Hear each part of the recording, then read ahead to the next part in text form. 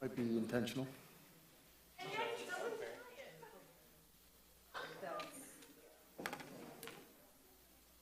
Did a little twist on it. I know.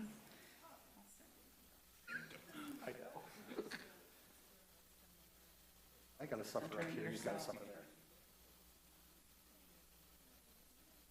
Oh, he is gonna move. Oh my God. Send you my notes. Just.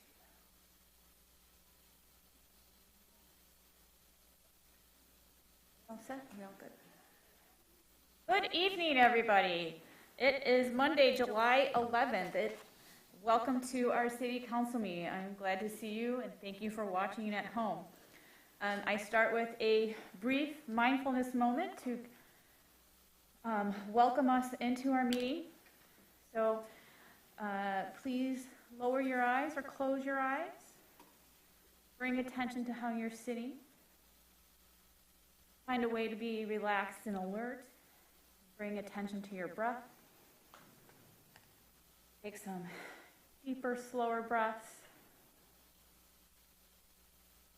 Help shake off the Mondays.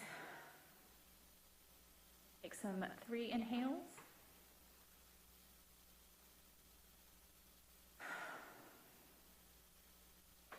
Inhale.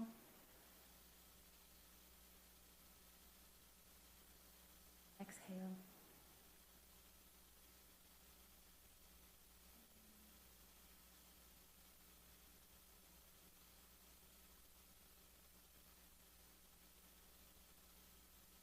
We are in the middle of summer.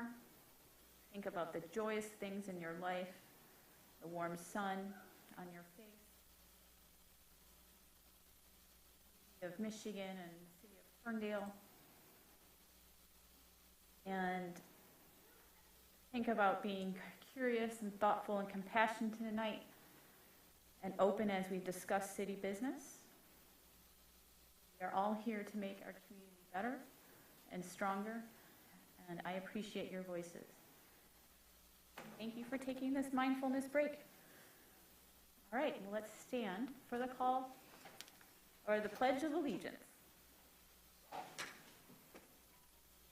I pledge allegiance to the flag of the United States of America and to the republic for which it stands, one nation, under God, indivisible, with liberty and justice for all.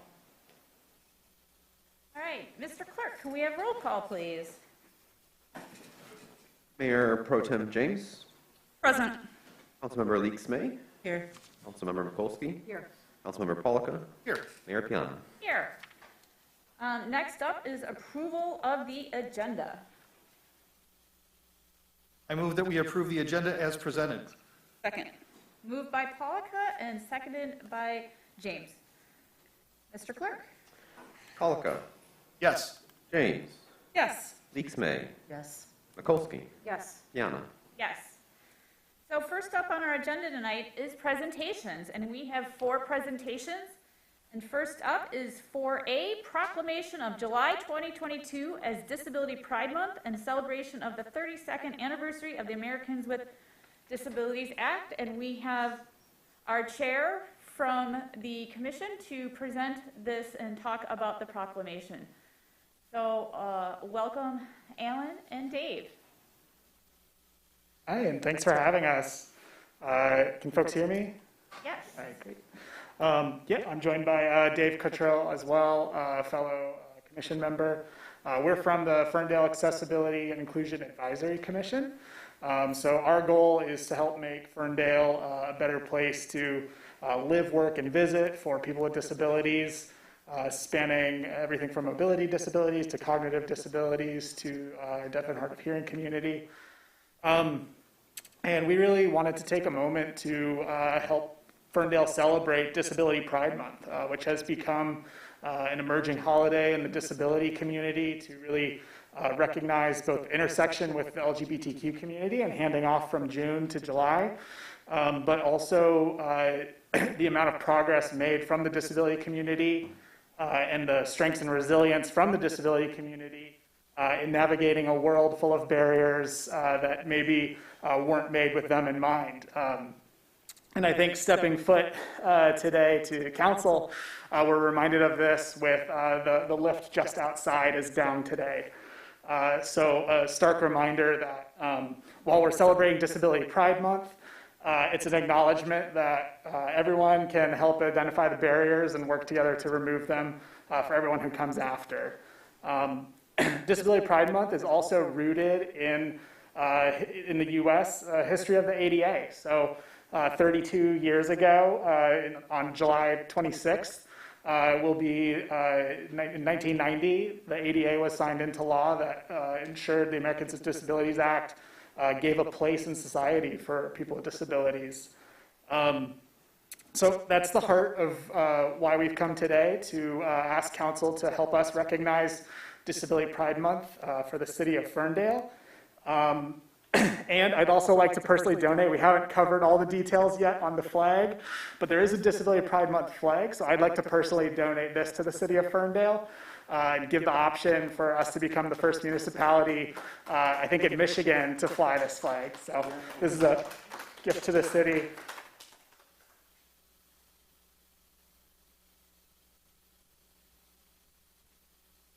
Very nice. Very nice.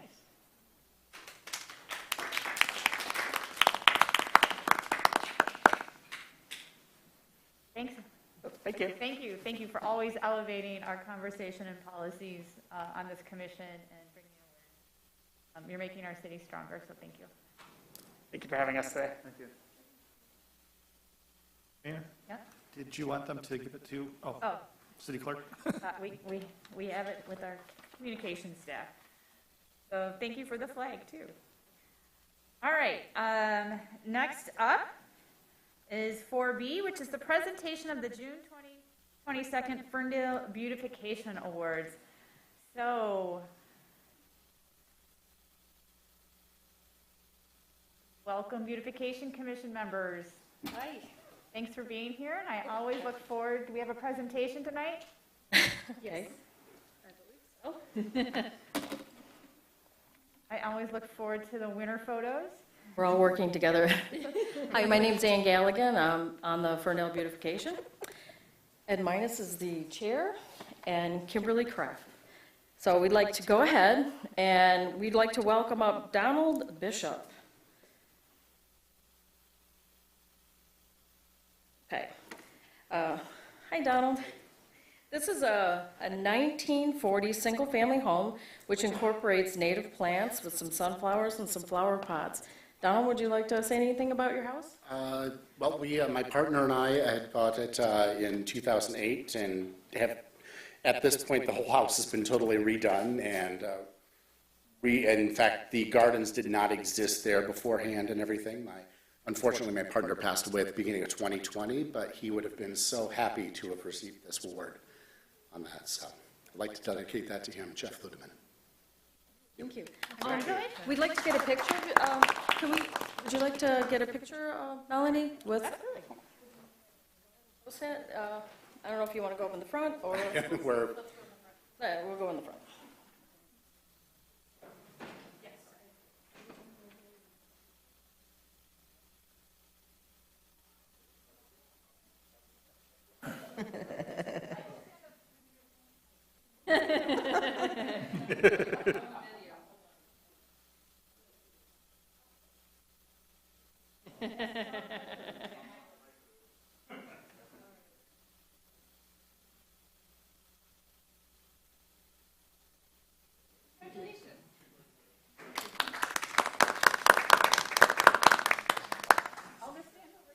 Okay, the next one, I'd like to welcome up Jeanette Kelly at 321 Gardendale. She is the Southwest Award winner.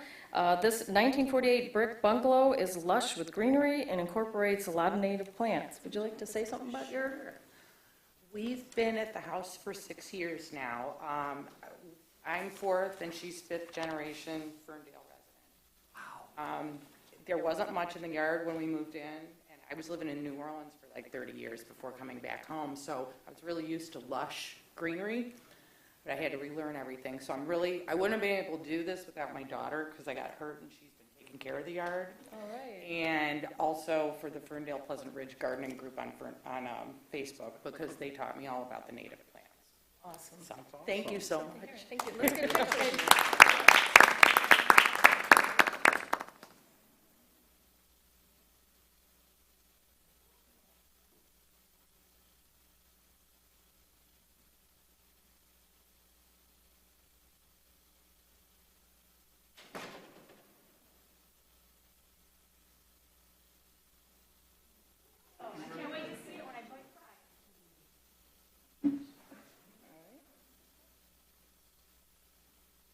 Okay, our next award is for the Now Northeast Award winner, and I'd like to welcome up Dana Monforton, if I pronounce that correctly, at 507 East Maplehurst.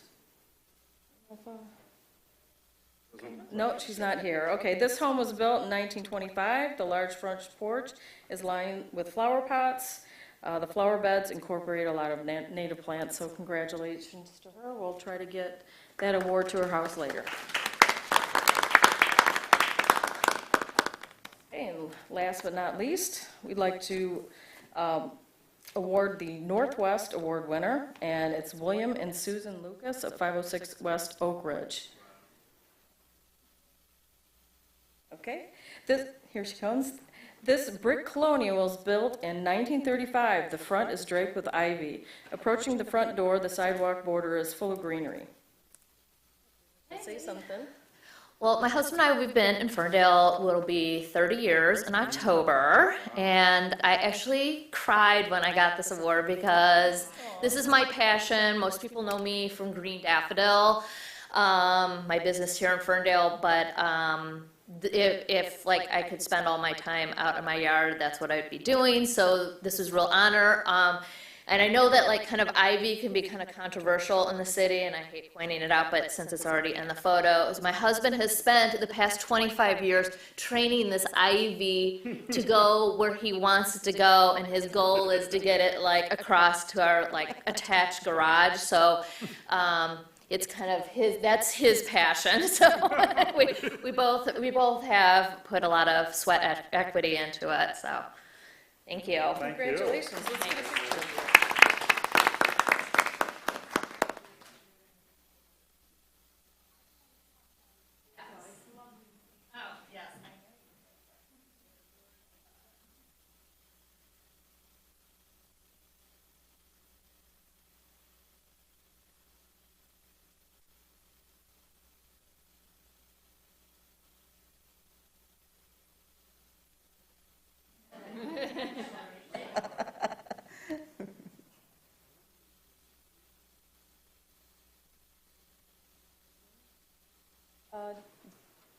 Dana, did you just come in? Yep, she did. Oh, we just read off your house. Let's go ahead and Dana Munford. It's 507 East Maplehurst. Come on up if you'd like to say something about your house, and we'll get a picture of you. And if I could just add one thing, it's pretty exciting to me because I was talking to Dana earlier today, and she was telling me that the plants that she planted have memory of people that have been in her life that was they were favorite plants. So I thought that was kind of a cool. Yeah. Hi, Council. I'm sorry I'm late. I'm a therapist and I just finished a session. I had to bust over here. My name's Dana. And Ed's right. I just started. Oh, there's my house. I'm new to gardening. This is only my third year, and I picked up the bug really from my mom, who got it from her mom, and really all the women in my family are gardeners. And so you can actually see in the picture, but for those who know, the Stelladoro right in front of the bird bath, that's sort of an homage to my grandmother, my late grandmother. That was her favorite plant. And then there's an Amsonia on the left-hand side. That's for my Aunt Denise. And then there's a peony. That's for my best friend Katie. That's her favorite flower.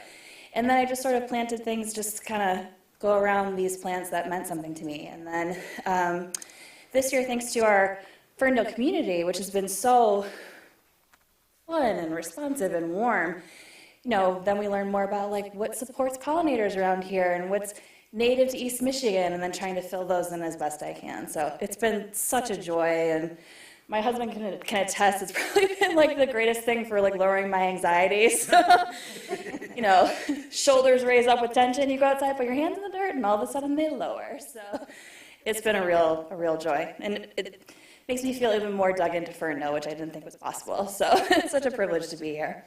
Thank you so much. Unintended.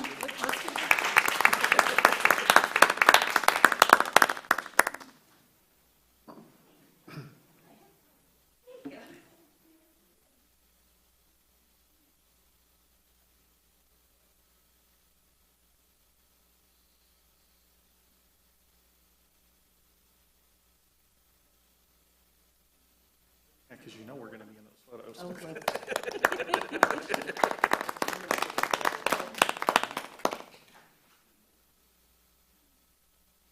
And thank you to the Beautification Commission for always honoring our residents and elevating beautification.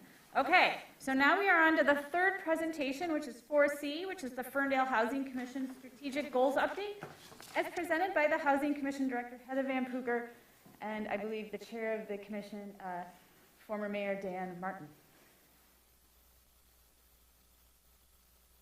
Welcome, Heather. It's great to see you Hi, thank you. in person. I will now proceed to struggle with opening the presentation, as I always do. Consistency is key. Is this? Okay. Is this touch screen? It is, okay. What am I doing wrong? Oh, do I need the...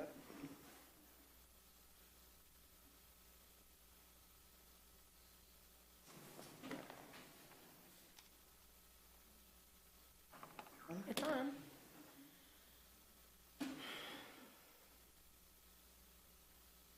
Let it reflect it's not me this time. Let's try.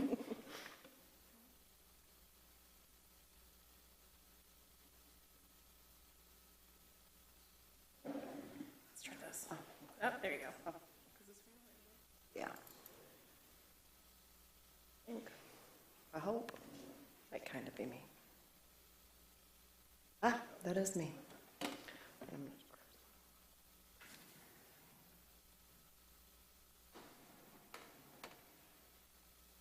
Good evening. I'm so pleased to be here tonight to talk about us getting back to work on repositioning and recapitalizing our public housing assets.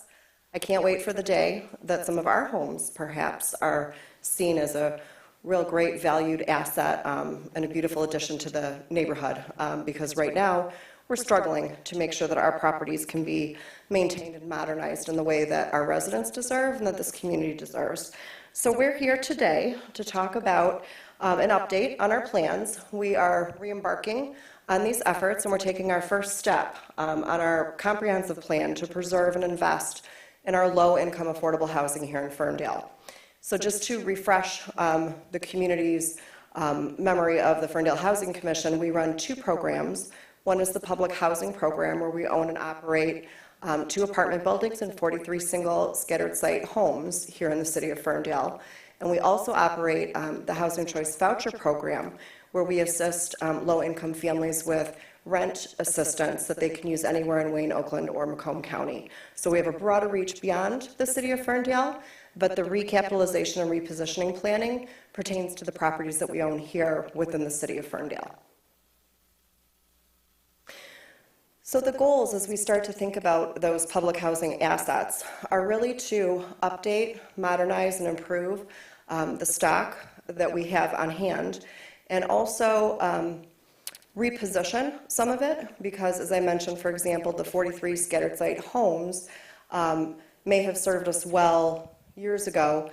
They're now burdensome to operate and maintain in their current individual form.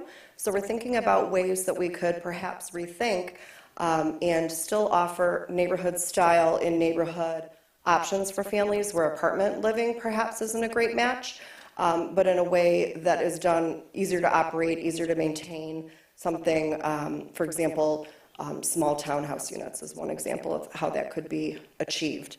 Our goal as we go through this process, right now we have 166 assisted units, and we intend to have that by the time we reposition and recapitalize.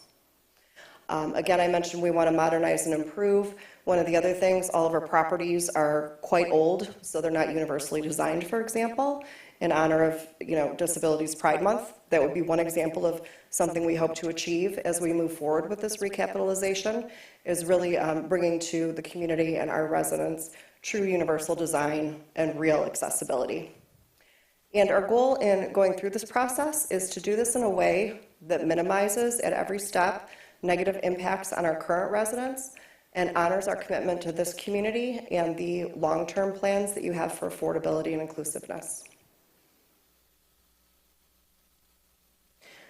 So how we accomplish this, the great big words, repositioning and recapitalization, they're hard to get your mouth around, but these are, we work with HUD, we're funded federally through HUD, and the reality is that we need to work within this space and within the programs and the parameters that they provide.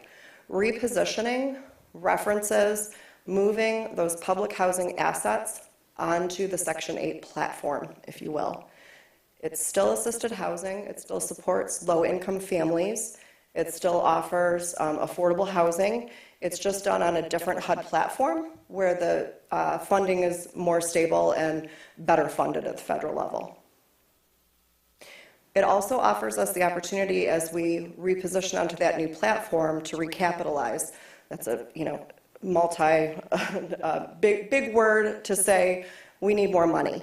So the current public housing platform doesn't offer us the kind of funding that we need to invest in a comprehensive way in these properties. So by repositioning and recapitalizing, we can partner with other agencies, organizations, other resources, development partners, for example, to leverage debt, leverage our equity, and invest in modernizing and preparing for the next 100 years of affordable housing within this community. So perhaps we'll acquire new property, undertake construction, major rehab to what we have. It'll probably be some combination of all of that. And why do we want to do this? I kind of alluded to it. We just don't have cash on hand, and the current programming and funding is not going to offer us the solutions that we need. So for us to create the housing that our current residents deserve and that the future of this community needs, we really need to move forward with repositioning and recapitalizing. And I mentioned leveraging equity and debt, reconfiguring our property portfolio to meet our current resident needs, and to line up with that long-term plan that the city has for equitable, inclusive, and affordable housing here. So with that, I'd like to turn it over to Dan, and also recognize that we have Ann Heller here with us, who's been very active with the Ferndale Housing Commission and is the president of our Ferndale Housing Development Corporation, which will be a key part of moving forward with this plan. But Dan's going to brief everyone on how we're going to move the process forward. Thanks. Good evening, Mayor, Council. It's good to see you all. So the process moving forward, we are at the ground level with this and have to take care of some basic infrastructure and organizational issues to be able to move forward. The first of which is cleaning up the title work on these properties. Historically, these titles have been listed with various owners, including co-ownership between the Housing Commission and the city. And for us to make any action on these titles, we need to get them cleaned up, quite simply. And that's part of the reason we're here today, is to work with the city to encourage that process to get kicked off, and so we can lay the groundwork to move on to the next steps. Secondly, we will engage in a very robust and comprehensive resident engagement program where we, openly communicate what our plans are, get feedback from the residents. We very much want them to be involved in this process and not get the feeling that this is happening to them. They are part of this process and very integral and all about really our mission as a whole, why we're even going down this road to maintain this housing stock. And then lastly, we can't do anything without HUD. They're our bread and butter, and obviously the HUD is critical to this process. We want to work with HUD and engage them in this process to take these next steps to recapitalize and reorganize these properties, to take a look at them to improve the housing stock. And they've got programs for this and around this. They know that the current funding model isn't adequate to maintain a quality environment for these homes.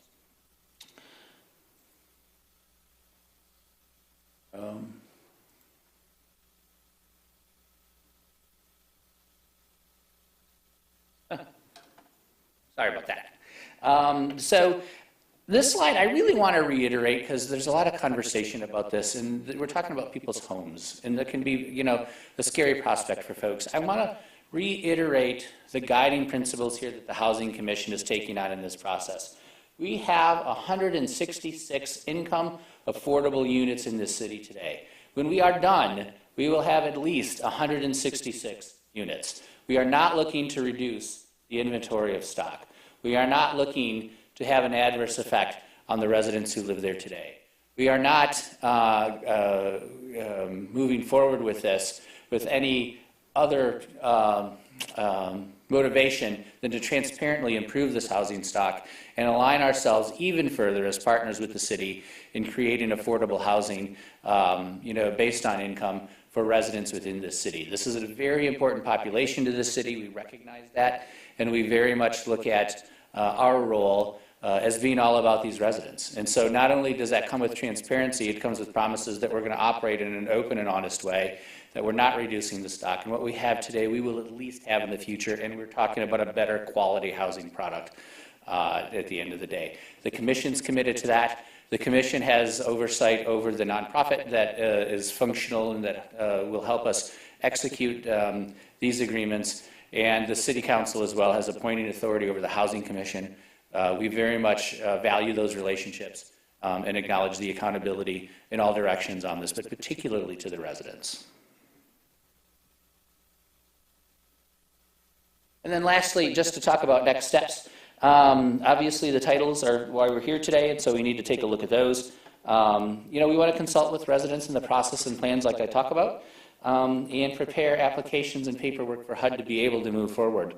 I'd also want to point out that the Housing Commission dates are here as well. These are public meetings. We're going to have a lot of meetings with the residents, but we also want to be transparent to the public as well. These are our commission meetings. These are open meetings. People are welcome to them. We also have one next Monday that didn't quite make the slide, but they are there. Also, there's a brochure of a guide to public housing repositioning that's available on the HUD website that also includes a lot of great information about this process. I'd commend it to anyone who's interested in doing further research or yourselves, but that's available on the HUD website as well. So I think I covered everything I was supposed to, but I just want to take an opportunity. Are there questions, comments? What can we address for you? Thank you, Heather and Dan. Any questions from council at this time? Or comments? Just to let everybody know, council members met 2-on-2 with Heather and Dan prior to getting this presentation, so we have a deeper understanding of what's going on with the changing nature of HUD requirements. And I really appreciate your time and attention for City Council to have a deep dive into what you're seeking from us. So thank you for coming tonight and presenting. It's our pleasure, and if there are other questions, you all know how to get a hold of Heather and I, so we're completely open to any communication we'd like, and we'll give regular updates here. Through the chair, there is a suggested action in the material. However, legal counsel has just informed me that there is a change, some language change to that motion, which I'm happy to make if council wants to take action at this time, or we can postpone the action if it's your desire. I think I'm supportive of moving forward with this piece of business. If there is a change, can we explain what the amendment is? Through the chair. The initial proposed motion was restricted as it relates to the 415 Withington and the East 9 Mile property, and the modified proposed motion for council's consideration includes some additional properties where there's title issues that are, there's a list of properties that has been provided to the city manager where the city of Ferndale is identified in the titles and should be also included within the properties to be conveyed to the Housing Commission. So that is the nature of the modification. If I may, Mayor, to clarify for the folks at home, the property ownership of the Housing Commission is not limited to the big developments, the high-rises as we call them, in Ferndale, but there are numerous scattered sites homes independently owned by the Housing Commission, which is included in the request for title cleanup. Okay, and does everybody on council see the actual agenda item, or the item? I'm not seeing the link. So to direct, It is, you ready to do a motion? I'm ready to make a motion. I move to direct the city manager and city attorney to obtain any necessary title work and to prepare the appropriate documents consistent with the city staff previous recommendations in order to quitclaim the list of properties provided by the Housing Commission director to the Ferndale Housing Commission, unless review of the title work reveals a problem or concern, which shall be brought to council's attention by the city manager and city attorney, and to authorize the mayor and clerk to execute the documents. I would need a second of that. Support. Moved by Polika and seconded by Leaks May.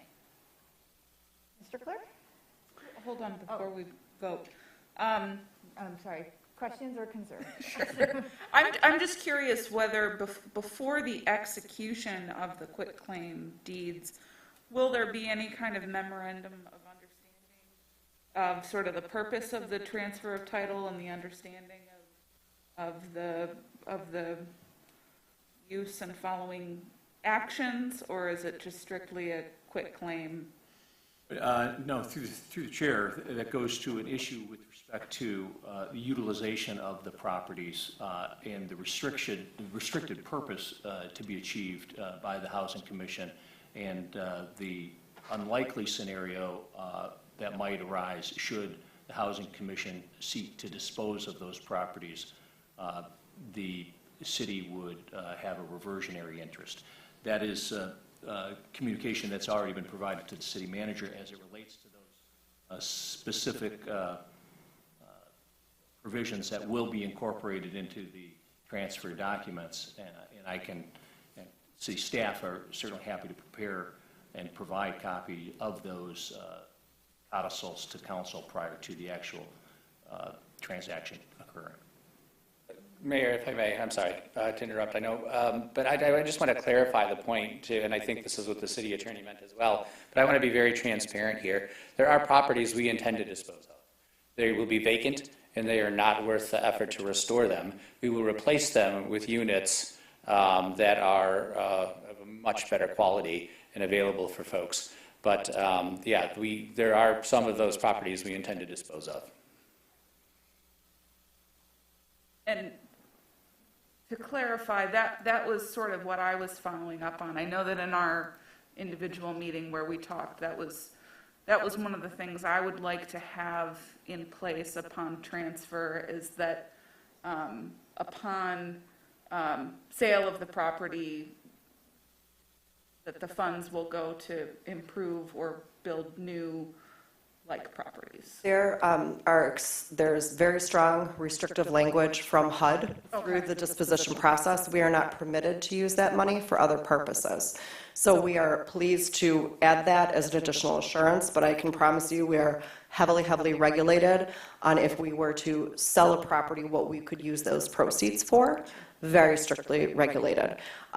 What our intention is, because some housing commissions may want to sell properties and then not backfill those, our intention is to backfill those. But there are strict limits on how we can utilize any proceeds from sale of these properties.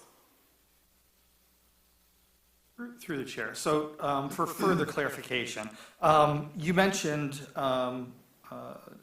Mr. Martin, that these homes are or will be vacant. My understanding is several of them currently are vacant because they've already been deemed not livable. So you're already short a number of units that you could provide people for. So the intention is, you know, right now you don't have the funds. The Housing Commission doesn't have the funds to invest in these properties. The hope is to sell these properties for a profit and then invest in a new property to replace that unit. That's correct. To become livable. Yeah, that's correct. Okay. Thank you.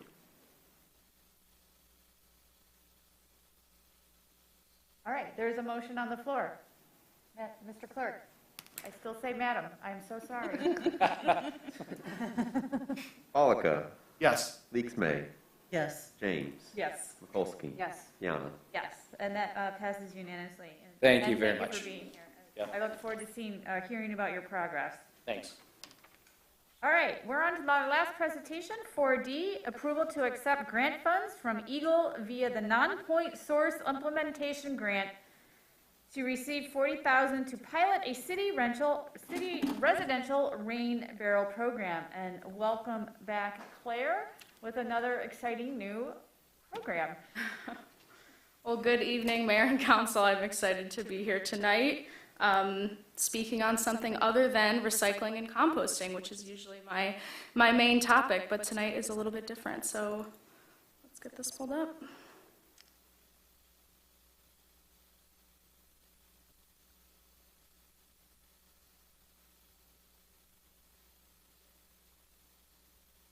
All right, so tonight I'm going to present on a unique funding opportunity that the city has found and been successful with in terms of stormwater solutions. And this item is also in the consent agenda, but I just wanted to present to you tonight just to provide a little bit of background information on why we decided to work towards this opportunity, as well as what it will look like in terms of implementation for the community.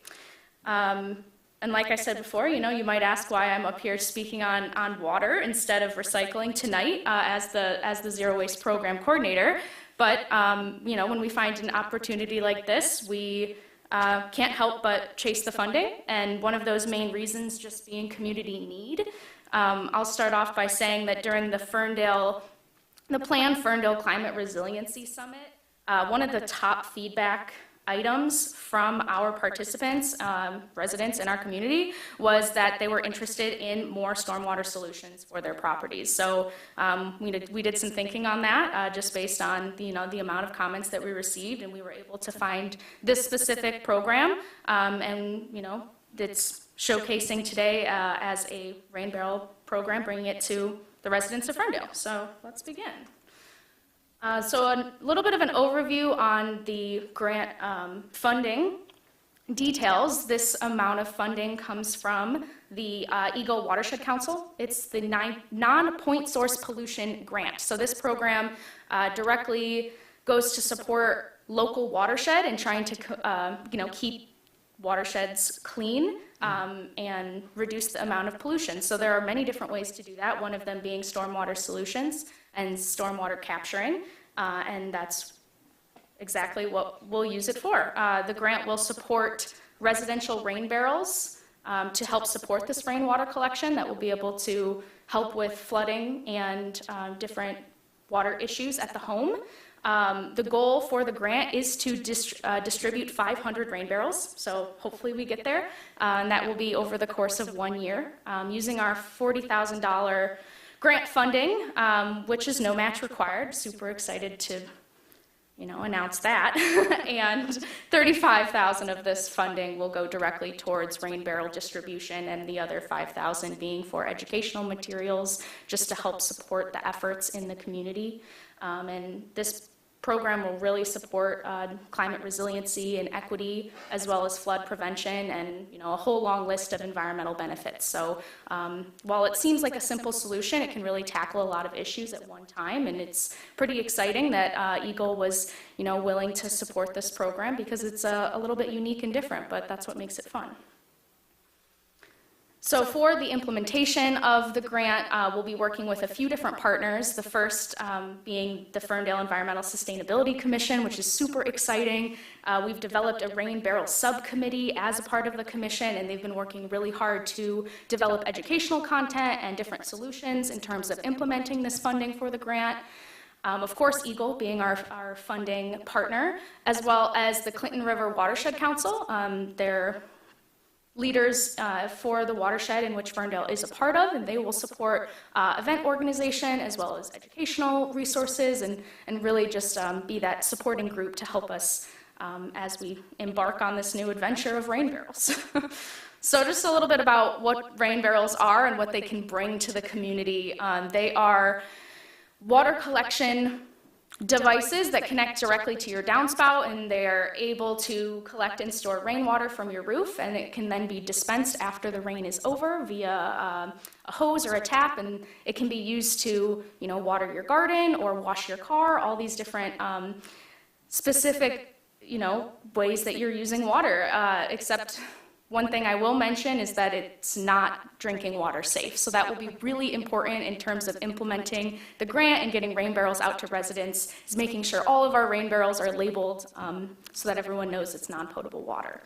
But rain barrels can save an estimated 1,300 gallons of water for homeowners each year, and it's a really good way to prevent, you know, and protect your home in terms of heavy flooding during heavy rains. So it's a good way to kind of collect that water, keep it away from the foundation of your home, and then, you know, you can deal with the water after the fact once the storm is over. And in order to create, support the sustainability of the program is going to use recycled food grade barrels. These are most common when shipping pickles overseas. So that's what we'll be using, is these specific pickle barrels that are, you know, specially fitted for this use with screens and faucets and hose connections, just to make sure that we're not creating new plastic, but instead, you know, using something that already exists. And like I said before, there's many benefits, one being the green infrastructure, which will really help to reduce the runoff and pollution of the water into our environment. And they also help promote plant and soil health by watering with the captured rainwater, since there are, you know, natural points of the water that, you know, this is before it's taken out and filtered, and it's really great for the plants. And I loved hearing just before on the beautification award winners and how much everyone truly loves gardening. And, you know, I'm hoping that our community will really love this program, because, you know, it's a great way to support local gardening efforts, and it can really help save on your water bill as well. And the savings, you know, by capturing the rainwater that does already exist. It's a really common misconception for rainwater collection to be illegal, which isn't true in the state of Michigan. So we're free to collect rainwater as needed, and the EPA estimates that about 15% of your total household water usage over the course of the year is used for lawn and garden irrigation, and that increases up to 40% of your total water bill for summer months. So being able to collect your rainwater and utilize it is a great way to really help with those costs. A big part of this program is going to be educational outreach, and that's why I'm so excited that we have our partners to help us with that. This will be led by the FESC and supported by the Clinton River Watershed Council, and something that we are doing to kickstart off our educational outreach is having a rain barrel demonstration at the Ferndale Library. So this is up and running right now. You can go ahead and go take a look at it. It's a rain barrel demonstration that showcases exactly what it would look like connected to a downspout. You can see on the picture here, it's even raised up on a platform, so you have increased water pressure to be able to use to water your plants, with additional signage and educational materials to help residents understand what the benefits of a rain barrel are. And this is just the beginning. We're planning on doing a lot of future workshops and events and educational outreach to really support the program. So our next steps in terms of the grant funding is to be patient, because there's more details to come. So right now we're in the project planning and the event organization phase, and pretty soon here we'll begin designing our educational materials so that we can begin our educational outreach and program marketing phase, so that eventually we can host these rain barrel sales and really get these rain barrels out into the community, as well as launch our rebate program. So it'll kind of be a two-sided program where you can either purchase a rain barrel for a really low cost that's subsidized by the grant funding, or you can go out and purchase your very own rain barrel, and then the city will be able to reimburse the funding for that purchase. So we just have to be patient in terms of putting together the rest of the information, but you will definitely hear from me once it's all figured out, so that you can understand exactly how to receive your rain barrel. And I will just give one last shout out for our educational material. We'll be having The Ferndale Library is putting on a rain barrel workshop on Thursday, July 14th. So if you're interested in rain barrels, this will be a great introductory way to get out and learn more, as well as there will be a sign-up sheet for your name and email, so you can be the first to know when we're ready to distribute the rain barrels from the city. So it's a great way to be first in line. And that's all I have for you this evening. Thanks, Claire, for bringing this program and writing another grant and successfully bringing it to the city. I look forward to seeing how many people sign up and do rain barrels. I'm excited. Excellent. Thank you. To authorize accepting the grant. Regular agenda. It's on the regular agenda. Oh, got it. Yep. All right. Next, that's okay. We are moving on to our next section in the agenda, and it's the call to audience. We allot 30 minutes to have residents come up and speak on any topic on or off the agenda. I ask you to limit your comments to 3 minutes, and we have a nice time clock to help keep you on track and mindful of when that is going to end. Just as a reminder, we are all about inclusivity and diversity and respect when it comes to public comment. So courteous public and respectful public comment is what we value here.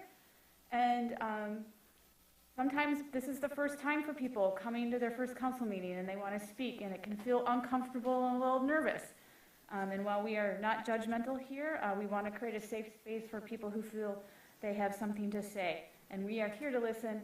City Council is here to listen. And just as a reminder, we have discourse with dignity guidelines in the back, and abusive language, threats, bullying, and personal attacks are discouraged. And it's really hard to get to the root of the problem when you're attacking people and not the issue. So that's what we're here for, to listen to the issues that are on your mind. And first up is Dan Martin. Thank you very much again. My name is Dan Martin, and I'm here now as the Executive Director of Ferncare Free Medical Clinic. And for those who may not be familiar with Ferncare is a clinic here in Ferndale that provides free health care to people without insurance between the ages of 19 and 65. We're located right at the corner of East 9 Mile and Hilton. And our primary mission, of course, is to those without insurance, but we're also very committed to the community and broader community health. And I'm here in that light in that we have a supply, we've been gifted a healthy supply of at-home COVID tests. And so I would like to publicly invite folks, while supplies last, to come on in to Ferncare. We're at 751 East 9 Mile again, between 9 a.m. and 2 p.m. Monday to Friday. And we'd be happy to distribute those for free to anybody who wants them, who maybe didn't take advantage of the federal program and just wants to have a supply of at-home tests. We'd be happy to distribute those for folks until we pass them all out. So we welcome everyone to do that. Secondly, just as a reminder, we also take in durable medical equipment. So these are your walkers, your wheelchairs, your crutches, those rolly carts people put their knee on. I don't know the technical term, forgive me.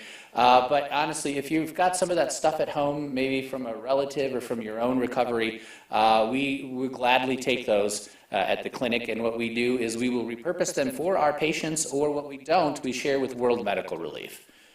So again, Monday to Friday, 9 to 2, no need to call, just bring them by. We'd be happy to take them. And then lastly, Ferncare is hiring. We currently have a vacancy with our clinic manager. It's a part-time job, incredibly rewarding. And if anyone has at least an LPN and is interested in having a conversation about the position, please feel free to reach out to me. I'm at dmartin@ferncare.org, or on Facebook, or call the clinic, and I'd be happy to start that conversation if anyone's interested. But again, we do request that there's at least an LPN license that's active to apply. So with that, I thank you. Have a great night. Thanks, Dan. Good to see you.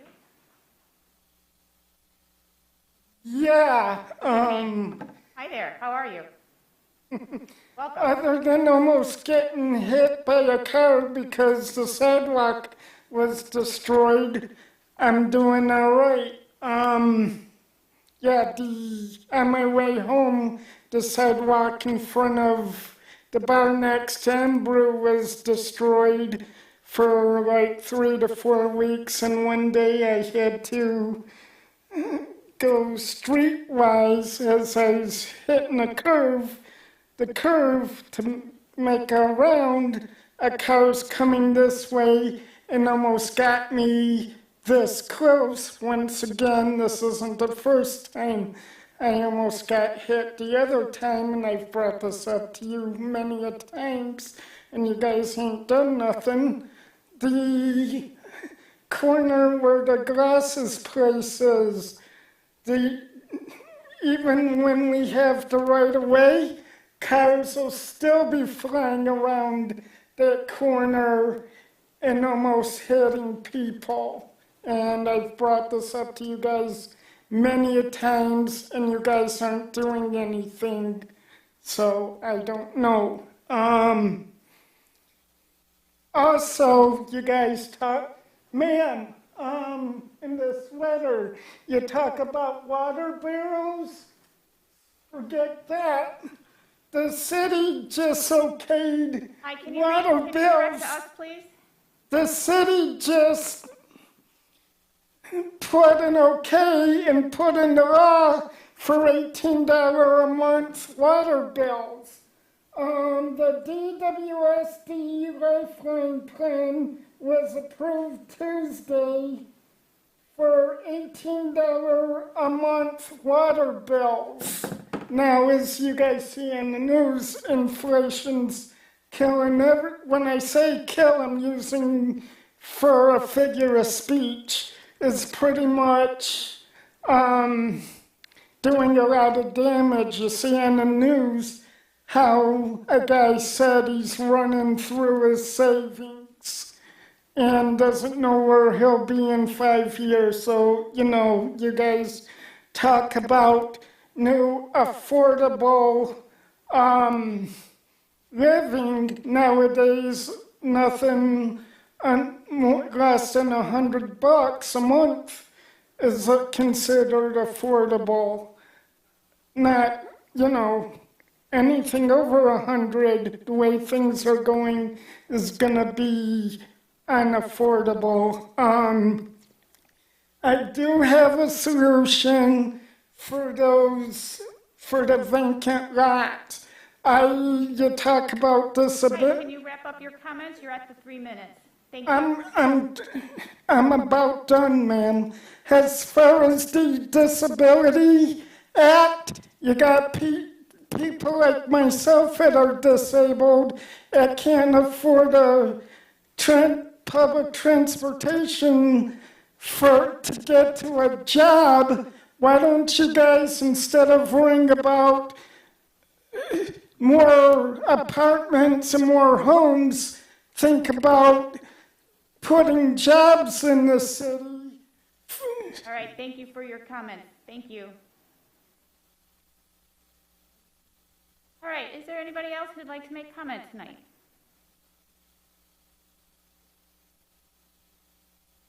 Come on, it's the middle of summer. All right.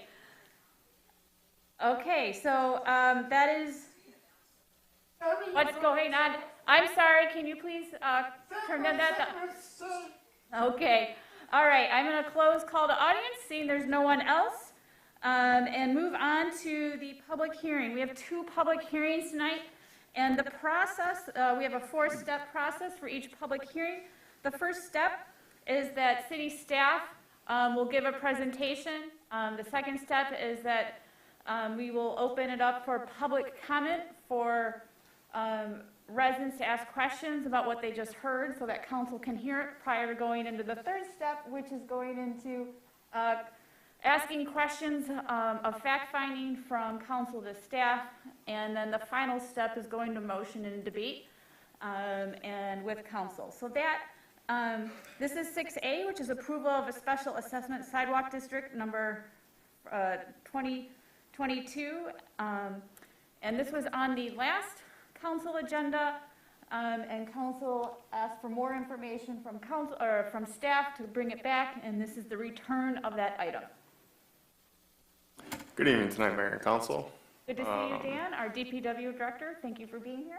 Yeah, so tonight we're going to just be, I'll give a fairly brief overview again of the sidewalk replacement program, and then touch on those topics that council asked us to revisit and what those look like now. So the Sidewalk Special Assessment District is a way for us to go through the community based on this map and do sidewalk repairs. Those sidewalk repairs are because sidewalk flags are broken, they're a trip hazard, and so on, and they need to be replaced. So as part of that program, the assessment for the cost that is associated with those repairs are passed along to the property owner, whether that's a private resident or a business, or the city of Ferndale, in fact, as well. So this year we identified 634 properties that need to have some sort of sidewalk replacement, whether that's a saw cut just to grind down a little bit, or replacing multiple sidewalk flags. The average cost this year of a typical residential sidewalk flag, 5 foot by 5 foot sidewalk, 4-inch sidewalk flag, is $175. The sidewalk flags that are adjacent to the driveway, those are $200 a piece. So a part of this process is for us to hold a public hearing prior to actually awarding the bid. So at the last public hearing at last city council meeting, one of the concerns that was brought up was regarding the hardship, because residents do have to pay this. So basically what would happen is if council chooses to pass a resolution tonight, choose to award the bid to the contractor, we would then do construction. After construction is complete, we would get the final cost estimates together, notify the homeowners of that, and that they could either pay it at that time or it will go on their winter taxes. So prior to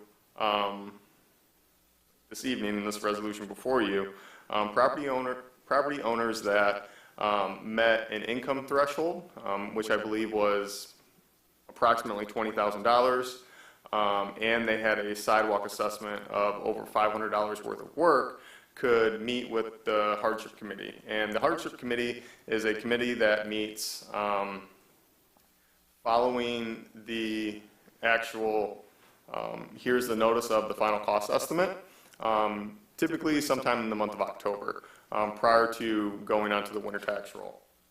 So working with Joe, Dan, and then Emily Loomis, our assistant building official, we were able to come up with some different options versus what we had originally. So that first option would be utilizing some of our community development block grant dollars from the minor home repair program to allocate those funds to help subsidize on a case-by-case basis property owners whose gross household income that is characterized by Oakland County's community development block grant policy as extremely low or very low, or residential property owners whose assessments are over $500 be granted additional time to pay at an interest rate of 0.5% per month, or 6% yearly if they can establish a hardship when they meet with the hardship committee. And it's based on a number of factors, and income does come into play with that. So that's what we were able to come up with when we took a look back at our policy, and that's what we bring forth tonight as changes as part of the public hearing from when we last met. Through the chair, I'd just sum up. Council and the table had 3 specific asks. The first ask was to contact the State of Michigan Department of Treasury to see if there was any updates on their requirements. And just to summarize, there was an update. We found out Friday, actually, that they no longer offer the deferment program as of 2020. So all of the criterion that the hardship committee has used historically was based on the statute, and the statute suspended. It's no longer an option. However, because council tabled it and asked us to look into different options, we've replaced that with an option that focuses solely on financial hardship. And through Dan's point, I want to give credit directly to Emily Loomis here for using her contacts and her knowledge about CDBG to suggest that we just carve out $5,000 annually of the minor home repair program. It doesn't require any plan changes. It is a permissible activity under the CDBG. So that is what we're recommending to council. You'll note a resolution in your inbox that is changed, reflecting the state no longer requires or offers that hardship program. So we removed that language from the resolution that you'll adopt. So that was task number 1 and task number 3. And then task number 2, the DPW director did document all residents who did address council at the public hearing and followed up with the field inspection report that's been shared internally for feedback.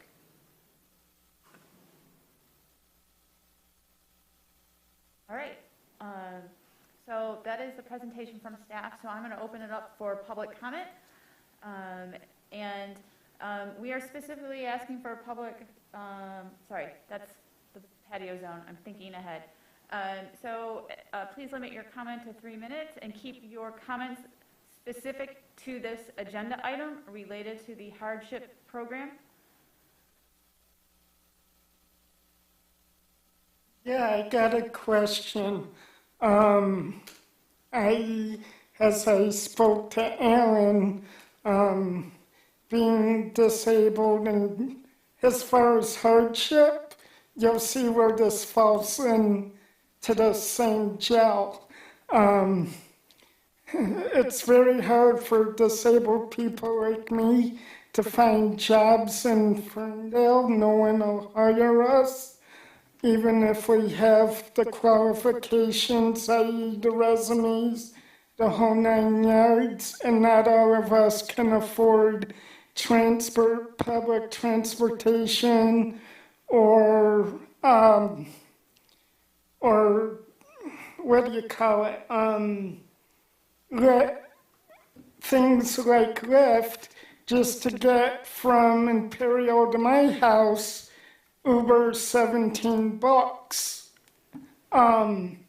So you can kind of see where this deals with hardship, with the economy and everything. As I brought up, part of that water thing I was talking about has something to do with, a lot of us, it's either buy food, pay rent, no food, this or that. And what I read to you, if you Google, and I'm sure you being in your position, I'm sure you've talked to Governor Whitmer and Duggan, who have brought up that program. So I'm wondering why you can't implement that to Ferndale.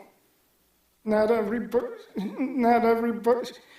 Basically, what's going on is everything that's happening, the way things are going, this country's going to be overrun with homeless people. So, again, this falls into the hardship thing.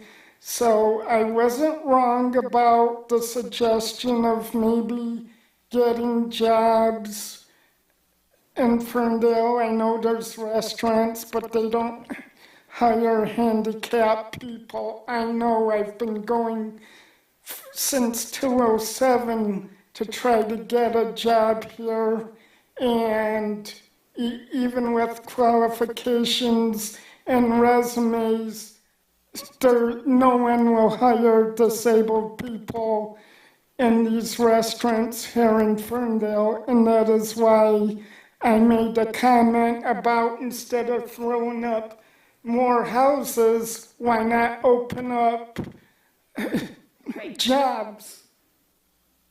Tony, thank you for your comment, and I acknowledge your challenges with transportation and accessibility in our community.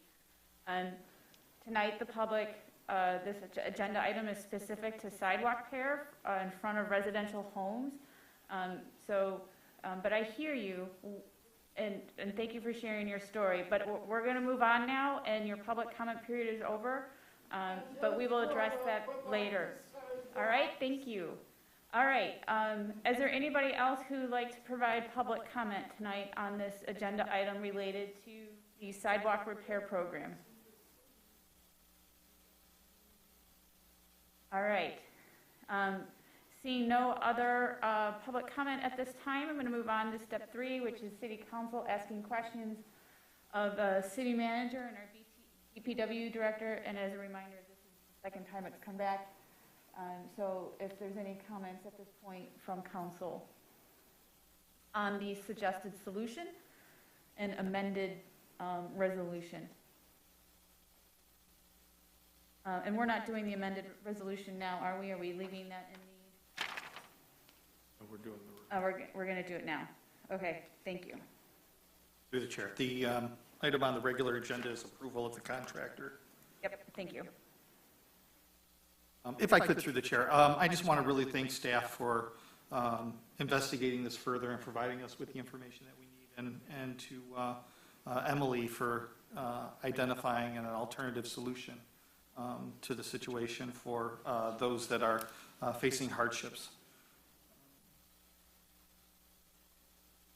I think it was worth postponing the vote from the last meeting to get us here.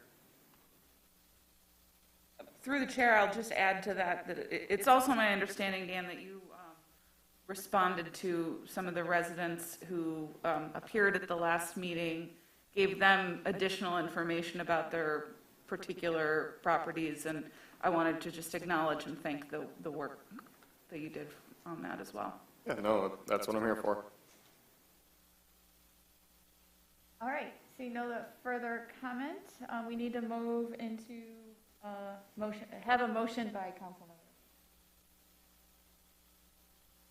I move to approve the amended resolution to proceed with the 2022 sidewalk replacement program and authorize the city clerk to sign the resolution as submitted by the Public Works Director. Support. Moved by James and supported by Polika. Mr. Clerk. James. Yes. Polika. Yes. Leaks May. Yes. Mikulski. No. Yana. Yes. All right. We are moving on to the consent agenda. Is that a pass 4-1? And next is the consent agenda. First up is 7A, approval of the minutes. Excuse me, Mayor. There's a second public hearing Oh my God. for the social. I'm off my game tonight, folks. I was on vacation. This is my first time back from vacation, and I got the vacation Monday blues. So here we go. Next up is 6B, public hearing for the consideration of combining common areas within the Ferndale Social District. Oh, I didn't mean to overlook you. Sorry. I appreciate it because I feel a little discombobulated this evening as well. So now we can be there together. So my name is Lena Stevens. I'm the Executive Director of the Ferndale Downtown Development Authority. And as I speak, I am pulling up an image that I want to have in front of us while we talk. So give me just a moment. There we go. Okay, good evening, Mayor and Council. I am before you tonight for a public hearing regarding combining, I'm going to take this off while I'm up here, commons areas in the Ferndale Social District. This might be just a little confusing because item 8A on the regular agenda includes 3 changes to the social district, but state law does require a public hearing specifically if we're going to alter the boundaries. So while this might be a little awkward, we're going to get through it together.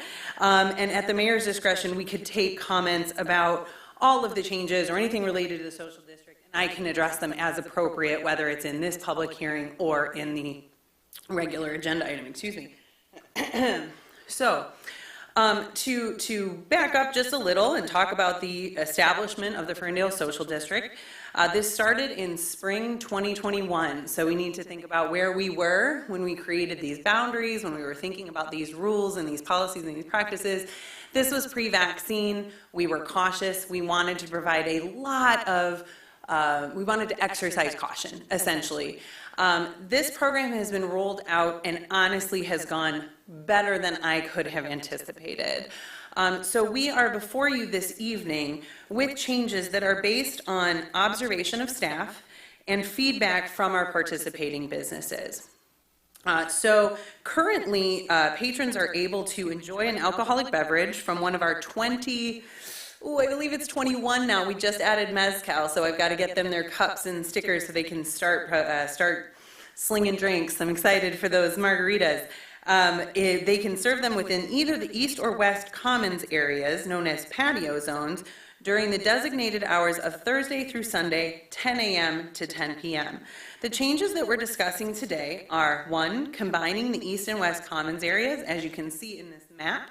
The original map had them split pretty much down the center of Woodward, where a patron could not cross over Woodward. In this new model, they would be able to cross over Woodward. The second change, again, not the subject of this public hearing, but just for transparency's sake, is to expand the operating hours Monday through Sunday, 10 a.m. to 10 p.m. That would be including Monday, Tuesday, Wednesday, and some changes related to staying open during some special events.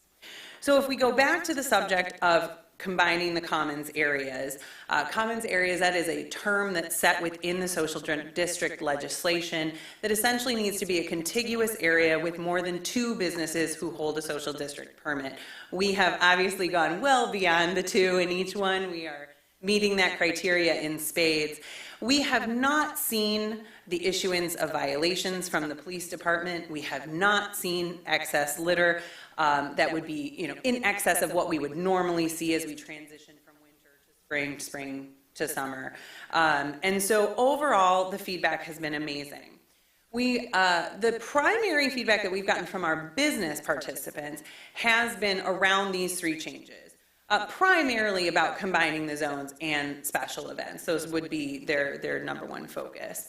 Especially when we have a little bit more of a retail on the west side, so that businesses on the east side would like people to be able to grab a drink and then maybe head over and do a little bit of shopping, things like that. So we can see that kind of, synergy between the 2. Oh gosh, excuse that jargon, that was awful.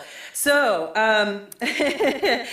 So we're excited to do this. We did do a poll of our businesses in April in which 11 of our 20 at that time participating restaurants and bars participated.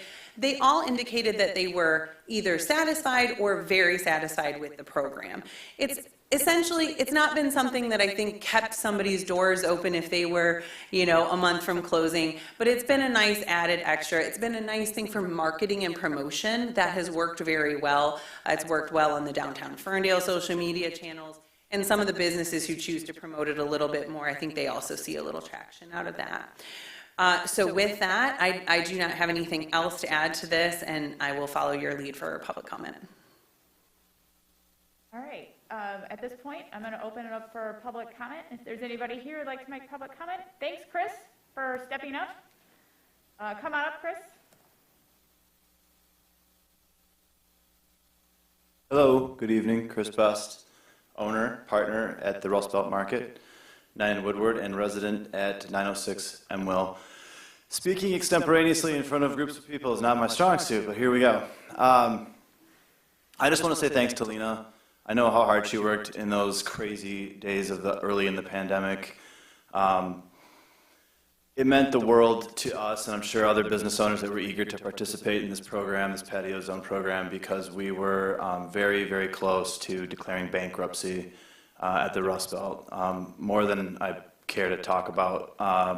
But that little gesture of this little tiny thing that was something to cling to, like a little life raft, all those small things were huge. Even the little grant that we got from Oakland County was huge, just to keep us kind of plodding forward instead of just like, let's just, declare Chapter 11 or whatever, just start down that dark path. As far as this goes, this specific issue, combining the zones is well overdue. I think it's kind of a no-brainer. I don't really perceive there to be an issue with people running into traffic and being at any higher risk of danger because they have a drink in their hand. Their body already probably has enough intoxicants in it if they are drinking. The zones, the patio zone for the events, the special events, is something of a head scratcher for us. I understand the rationale of the pride issue. I understand Julia's side. I don't really, it's not my prerogative that I really actually believe it with the, you know, her reasoning for not wanting to have the patio zones open. It is a terrible burden on us. We had to get lectured by the Ferndale police because people were leaving our business with a plastic cup in their hand, even though the plastic cup was not a patio zone cup. We've been selling drinks at the Rust Belt well before the patio zone was established in plastic cups because we have a 15,000 square foot marketplace that we simply can't have people walking around with a glass in their hand. So therefore, for these events that don't have, that don't allow the patio zone, they kind of shut them off. It confuses the customers wildly because they've loved it, they've come to love it, they've kind of come to depend on it. Maybe it's part of the reason they're coming to downtown Ferndale, because it's a nice day and they want to walk around with a drink. They can't understand why during a festival when they would actually want to be outside more, why we can't do that. And then it puts the burden on us to staff somebody at the front door and the back door because we have two main entrances to our business.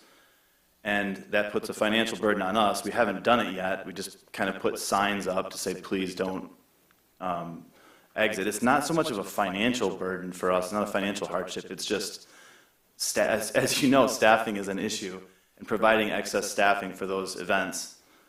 It isn't really a burden for most of the bars and restaurants. Am I up? I don't is my know, time it up? wasn't started, so I don't know where you're at. Public comment, I'm so sorry. I'll wrap it up. But anyway, I just want to say I support all of these expansions, the Monday through Friday expansion, all week long. And hopefully we can make it go past 10 eventually. That'd be great. Again, thanks to Lena and council for approving it in the first place. So that's it. Thanks, Chris, for coming tonight. Are there any other comments? Tony, this is specific to the patio zones public comment agenda item for the public All hearing. right, the patio, this 7-day-a-week thing, here's the problem, because I've brought this up and this has happened to me.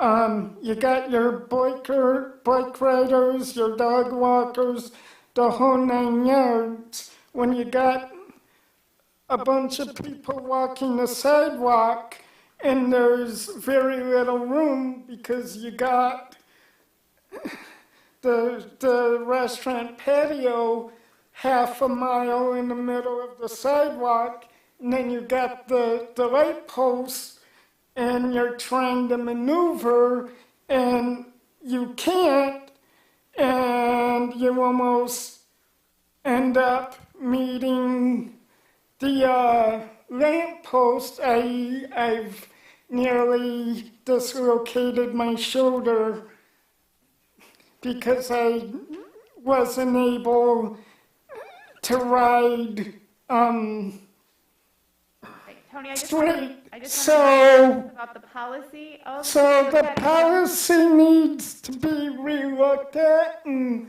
how you could solve that little issue. So it has to do with policy. Yep, and I acknowledge our sidewalks need to be widened on Woodward to accommodate all those things. But this is a different item tonight, but thank you for being here and letting us know the challenges.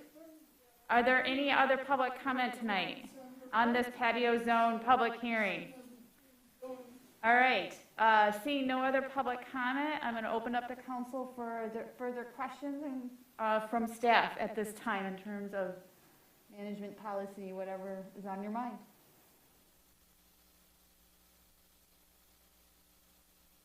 Through the chair.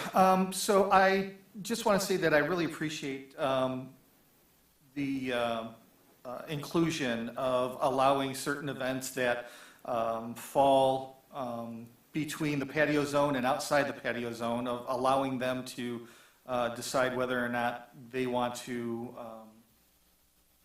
restrict drinking in the streets that day.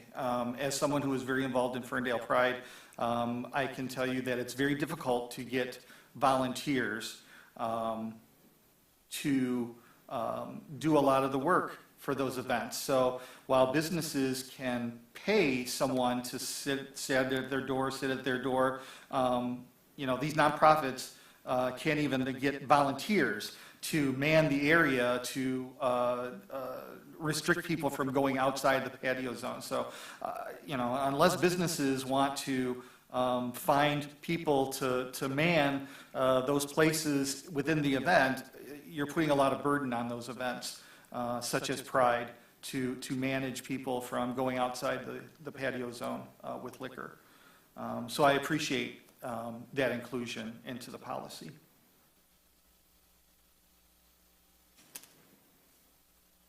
Anybody else?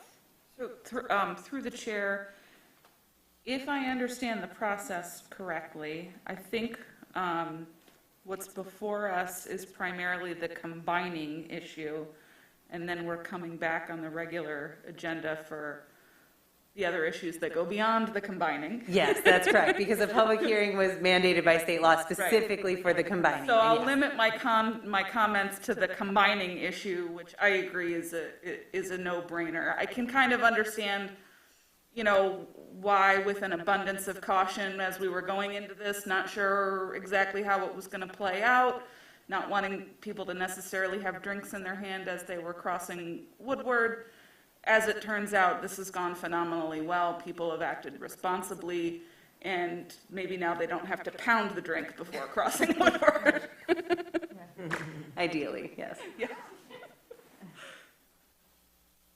All right. Seeing none, we need a motion to proceed. I move to accept and record public comments on combining common areas within the Ferndale Social District as submitted by the DDA Director. Moved by James and supported by Mikulski. Any other comments for the record? Just through the chair, thank you for clarifying that, because I got caught up in the I said it issue would as be a whole, awkward. so, yeah. Thank you. Thank you. All right, Mr. Clerk. James. Yes. Mikulski. Yes. Leaksmay. Yes. Polika. Yes. Piana. Yes.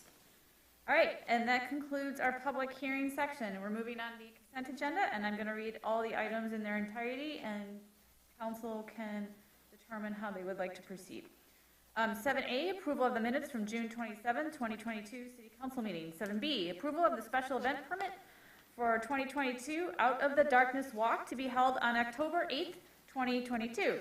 7C, approval of the special event permit for 2022 Pig and Whiskey to be held October 14th through the 16th of 2022.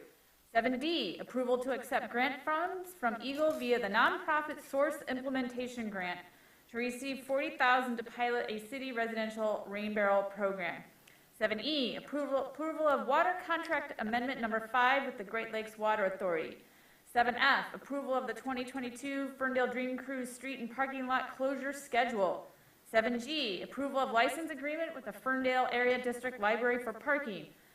7H, approval of the Ferndale Police Department to auction and dispose of lost and abandoned property via property room in accordance with local ordinance number 11427 and 27-10-29 and state law MCL 434.183.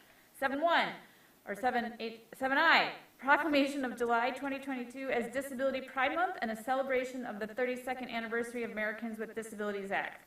7J, consideration of authorization of a temporary employee in the city clerk's office through the 2022 election season. And 7K, approval of the bills and payrolls as submitted by the city manager's office and subject to review by the by the council finance committee.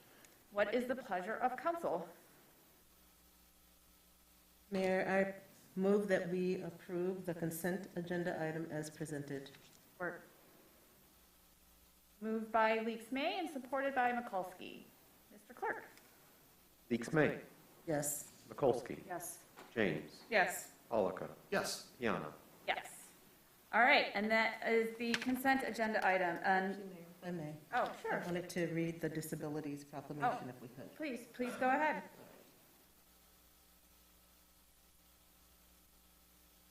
At a regular meeting of the City Council of the City of Ferndale, Oakland County, Michigan, held in the council chambers, the following resolution, on July 11th, the following resolution was moved and supported. July 26, 2022 marks the 32nd anniversary of the ADA, Americans with Disabilities Act, a milestone for accessibility and civil rights for people with disabilities. The City of Ferndale, Michigan proclaims that the month of July 2022 to be Disability Pride Month, a growing holiday and movement from disability justice culture, whereupon the month will be taken to highlight the histories, stories, organizations, and practices that promote inclusion for people with disabilities. The City of Ferndale also proclaims actions wherein we take time to reflect on different disabilities and how the city and our community can continue to improve and remove barriers to be a place of choice to live and work and visit for persons with disabilities. The Ferndale City Council created the Accessibility and Inclusion Advisory Commission to study the challenges relating to barriers for persons with visual, hearing, cognitive, or mobility disabilities and their interaction with the community, and to advise City Council on its findings. The City of Ferndale's vision as a benchmark for the modern community that embraces the richness of diversity and brings inclusive hospitality to life includes a strong commitment to serve all members of our community.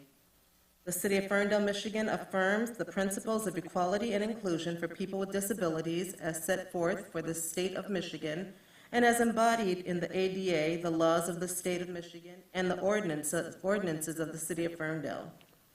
Now therefore be it resolved, the Ferndale City Council hereby extends greetings and best wishes to all observing July 2022 as Disability Pride Month and the 32nd anniversary of the Americans with Disabilities Act, adopted unanimously, as submitted by the city clerk. Thank you for reading that. All right, we are moving on to the regular agenda and items, and first up is 8A, consideration of recommended modifications to the Ferndale Social District Management and Maintenance Plan. So welcome back, Lena, for the second floor half of the patio zones. First was a public hearing required by the state government of merging the zones, and now we are moving into actual policy of managing the program and hours, changing of hours. That's right. So a good part of us, talking about some of that stuff is this makes my job a little easier, and kudos to whoever put this agenda item together. This agenda, the process is working well. So, good evening. My name is Lena Stevens. I am the Executive Director of the Ferndale Downtown Development Authority. I'm before you tonight with an updated management and maintenance plan for the Ferndale Social District, as well as changes to the Ferndale Code of Ordinances. And I'm going to talk through what those changes are briefly and answer any questions that you have. I want to note that we did have a presentation and a discussion about this before, so hopefully most of this we have been there before and we can talk about it if you have questions. So the first obviously is combining the zones. That is the first change, and that is the primary change within the Code of Ordinance that you were given, the update to the Code of Ordinances. That was, there's verbal language in there that describes the streets that are included. We need to make sure that that ordinance reflected this change. You can see that map on page 3 of the Social District Management and Maintenance Plan. Moving on from the combining of the zones, we also have the extension of the hours. Currently, it operates Thursday through Sunday, 10 a.m. to 10 p.m. The addition of Monday, Tuesday, and Wednesday, we do not expect to add much foot traffic. In fact, a lot of these businesses are closed on Mondays and maybe through the evening on Tuesday. So really what this is about clarifying confusion. One of the things that Chris mentioned in his public comment was general confusion. So anytime that the rules are changing in a way that don't necessarily make sense to somebody that's not in this room or writing these documents, we can create confusion. So if the hours are simply always, every day, 10 a.m. to 10 p.m., it creates more clarity, more compliance, voluntary compliance with the ordinance. So that's the reason for that. The last item that we'll get into in a little bit more detail is the special events policy. Previously, the interpretation that we had been given by several attorneys was that we were not allowed to have the social district open simultaneously with an event that had a special event liquor license or a special license to serve alcohol. That changed on March 10th of 2022 when Governor Whitmer signed Public Act 27, which set the standards. And I could read it to you, but essentially what it is that event drinks cannot go into the social district, and social district events cannot go into the event. So the drinks basically cannot cross that barrier. And several communities have started to take advantage of this. In fact, several communities have stopped issuing special event liquor licenses or alcohol licenses to say we have to instead use our social district. That is not what we are proposing, but communities have taken a lot of different paths when it comes to special events and their social district. So what we needed to do in this policy was set very clear guidance under which the Special Events Committee could make a recommendation. And I say could, it does not mean they have to, it gives them the latitude to. And under which circumstances the Ferndale City Council has that authority. So we wanted to be very limited and clear of when the Special Events Committee will be able to make that decision. Just because, again, anytime there's confusion, we don't want that argument of you treated one person one way and a different person another. So anytime we can provide clarity, that's what we want to do. So the two criteria that must be met for the Special Events Committee to make a recommendation to close it are that the footprint of an event extends beyond the district. So a little bit is in and a little bit is out. The second criteria is that the event does not serve alcohol, thus there is no fencing to create a reasonable boundary within the event. I felt that reasonable was a good standard to use in that we can all kind of understand what that means. So if there is MLCC fencing, I'm sorry, I used an acronym there, the Liquor Control Commission requires fencing around an event that's going to serve alcohol. That creates a reasonable barrier for people to understand where they should keep their event drinks and where they should keep their patio zone drinks. Is it 100%? Is it completely perfect? No, that's an unreasonable standard. We're never going to hit that standard. But it will create a reasonable boundary for people. So the good example to put in your minds for this would be Ferndale Pride. If we kept the social district open during that event, there would be a seemingly arbitrary boundary at Planavon in which the people would have to stand there and tell people not to take their drinks. It would be a very difficult thing to enforce. Not impossible. We could figure out ways, we could try to work with the event, but it would be difficult, and I think we can all recognize that. So that is the circumstance under which the Special Event Committee could do it. Then the City Council retains complete autonomy to close it at your discretion related to a special event. So let's say that an event does not meet those criteria. The Special Event Committee says, we cannot make that recommendation. However, you can please feel free to avail yourself of public comment at City Council, or let them know ahead of time that you would like to make that request, and we can consider that as a group. Overall, I think what these changes are about progress in a program that was designed to support our businesses and let people enjoy downtown Ferndale with some social distance. We don't use that term as much as we had to do it 2 years ago, but obviously things ebb and flow with the pandemic, and we need to be able to accommodate that. Is it everything that every business would want? No, it's not. But it is measured progress, and I think that that is a good thing. And I'm excited to try this. So I've actually met with both event coordinators for Ferndale Pride as well as for DIY and Pig and Whiskey. We talked about this, we talked about what it means, and we talked about the fact that we'll try this together. And I'm here, my door is always open, my office is literally across the hall, and if we try this and it really truly doesn't work, we can come back to the drawing board, we can talk about it, and we can see what we could do differently or better. So, with that, I think that they were made comfortable that we're here and we're open and that this is something that we want to try. We really want to work on progress. We're going to help them with signage for some of these events. So if they need signage that says don't take your drink here, take your drink here, we're going to provide that. The DDA is going to provide that. And potentially if we can get some of our volunteers to help staff it. Maybe some of the people from our restaurants, maybe they could help us. I know staffing is incredibly difficult right now, but anything we can do to try to make this a success this year so that we can continue to build on it. With that, that is all I have, so I'm happy to answer any questions. I really appreciate your time and consideration this evening. Thank you, Lena, for part 2 of patio zone. Any additional comments or questions from staff at this point? Or sorry, City Council. Oh my God, my game is off tonight. I guess through the chair, I'm curious, Lena. I think that there are completely reasonable concerns as to why special events like Pride, and maybe there are others, prefer to be alcohol-free. And I can completely understand from a business who serves alcohol perspective that, you know, maybe they use plastic cups on their own patios or what have you. There are a lot of reasons why you might not want to have breakable glass around. What are your thoughts on sort of what's a reasonable way of working, of folks working together on this so that, you know, so that our police department isn't having to go wag their finger. Right. Yeah, nobody really wants that. Yeah.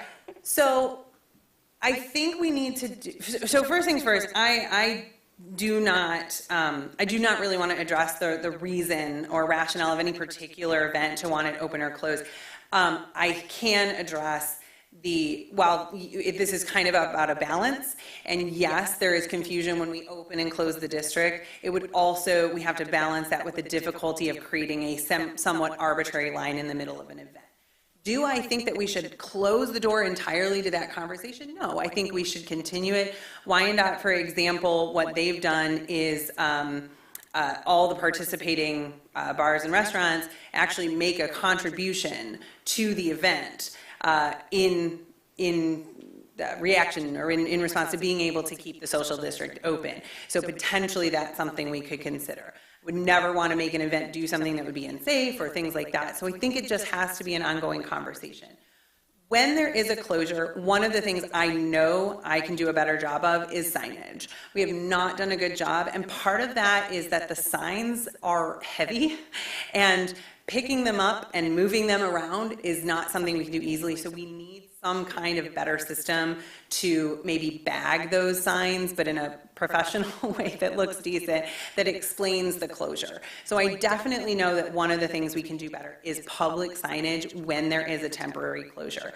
I don't necessarily think that right tonight I have the exact answer for the situation that Chris brought up. It is a burden on the business, on the participants, and I understand that. I think what we'd be looking at with this change is, for the first time, staying open during some events. We can see how that goes, and then we can continue the conversation with any particular event that meets these criteria or is cautious about it, and try to move forward and progress. So I don't exactly have an answer other than I want to move in that direction, but signage is probably the number one thing we need to be doing better. Through the chair. So the policy, as presented, says the Ferndale Special Events Committee may recommend temporary closure of the social district to Ferndale City Council if both of the following conditions are met. 1, the footprint of an event extends beyond the social district, and 2, the event does not serve alcohol, thus no fencing will be in place to reasonably designate the area where social district drinks may be carried. My question to you is, what do you think may be a reason why the Special Events Committee may deny temporary closure to an event that may request it? Because the way that it's worded is, someone could come forward and say, I want this to be an event that doesn't have alcohol in the streets, and based on this language, it's up to the Special Events Committee to determine whether or not they're going to allow it or not. Yeah. So my response to that would be that that falls in line with essentially everything. So when it comes to how we are going to handle sustainability, how we're going to handle issues of safety, that's always at the discretion of the special events committee. So they're making lots of recommendations. And may is important because I also didn't want to be back here changing may to must or must to may in the future, because this is a bit of a process and we don't want to go through it if we have to. So I think first is to sort of, trust your staff, trust that we take this into consideration. It is not our intent to attack any one event or not listen to them. However, the next line is that city council shall have the option to temporarily close the district at your discretion. So that would be the fallback. So if that request was made, you feel that it was falsely denied by the special events committee, this body would still have discretion to grant that. Yeah, I bring that up because, we keep mentioning Ferndale Pride, but there could be an event in the future where, they're designing an atmosphere, for the community and for people that are coming into the event. And that atmosphere may not be a promotion of alcohol. It could be a children's event. It could be a number of different things. Absolutely. Where they really don't want that type of atmosphere of open drinking. So I really do want the special events committee to take that into very careful consideration when those promoters come in and request it. And we can always make a note of that. So if it didn't meet these criteria or it was denied, we can always make a note of that to ensure that y'all are aware that request was made. Thank you. So through the chair, Councilman Polika's questions and comment actually triggered another question for me, which is that I didn't notice that it was a both, one and two. So I just wanted to sort of, if you'll indulge me to kind of think that through aloud for a moment. So if there was an event where the boundaries of that event were entirely within the boundaries of the of the patio zone, but it did not want to serve alcohol, it wouldn't qualify. It would not. It would come to y'all for that decision. Yep. Okay, so there would still be a mechanism in place. Absolutely. It just would bypass these special events. Exactly. Got it. We just really wanted to be very tailored and very limited in the special events committee. They have so many issues to address, namely public safety and well-being, that we didn't really want to complicate that more than we had to. So we gave them very limited discretion, and then that conversation would come to this group. Okay. Yep. Good points of clarification. Any other questions? If not, we need a motion to proceed.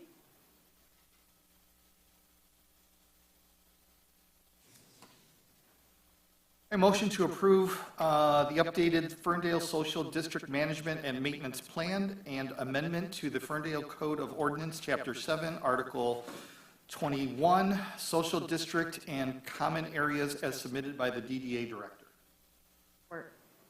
Moved by Polika and supported by Mikulski. Polika. Yes. Mikulski. Yes. James. Yes. Leaks May. Yes. Yana. Yes. And that passes unanimously, and we're moving on to 8B, which is consideration of appointments to Beautification and Parks and Recreation Commissions. And are you introducing this, or am I? I certainly can, Mayor. Mayor received applications from Eric and from Kendall for the respective commissions, and Mayor has recommended that we appoint those individuals to those commissions. So I'm excited for Eric Walby to join Parks and Rec and Kendall Sneed to the Beautification Commission.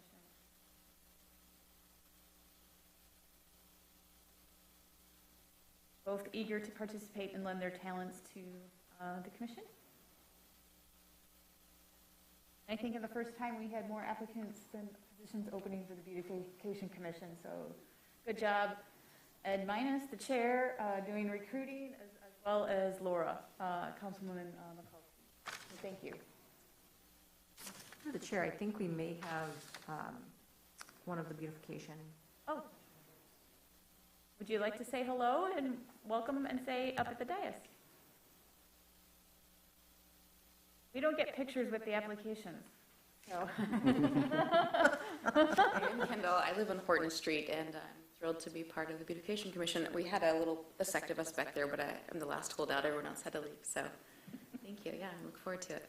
Excellent. Well, thank you for being here and saying hello. We always appreciate when people come up and introduce themselves.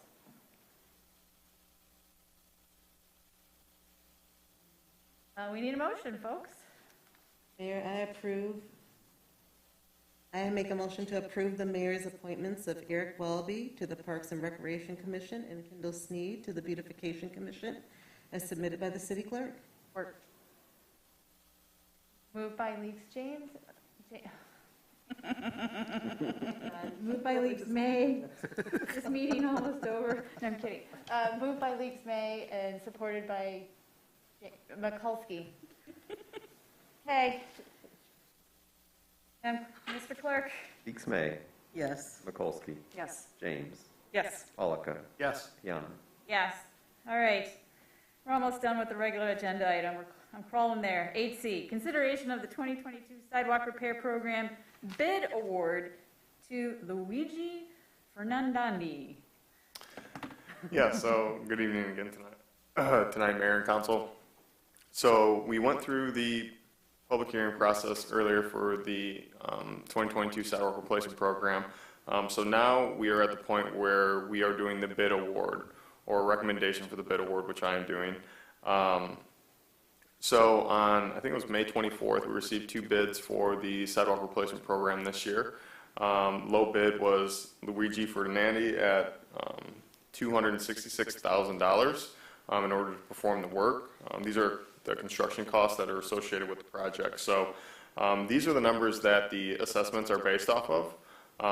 This is what we use to calculate the typical residential flag, driveway flags, root grinding, and so on. So we received positive references on the contractor. In addition to, they have performed work in the city in the past. It has been a while.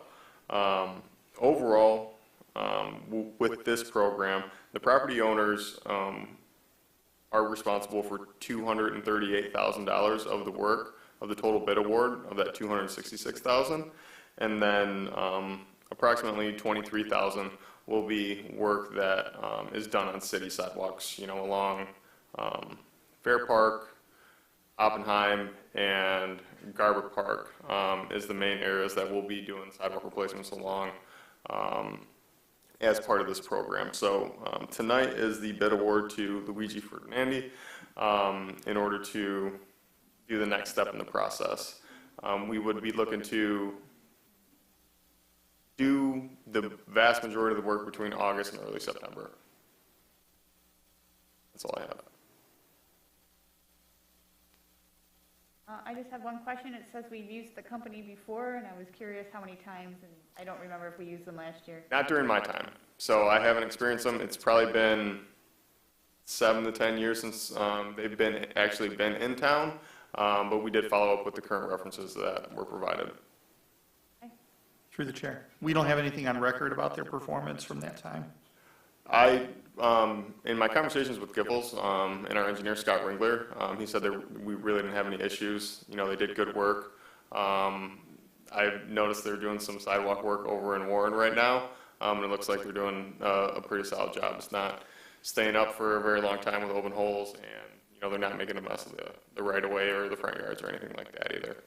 Because historically, we go on to a new company because we found that their performance, the previous contractor's performance wasn't up to snuff. So we generally will move on to a new. So I just wondered if that was the situation. Nope.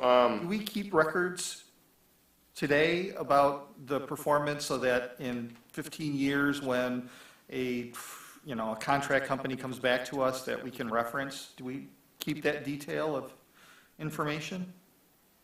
For future? I can tell you I don't keep like a file that says, these were solid and not so solid. Should we?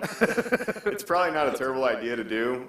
The one thing we have been fortunate with during my time here is, working with some individuals that have spent a lot of time working for the city. You know, back to when I was, you know, still in diapers, they were starting to work here. So I have quite a bit of knowledge to pull from.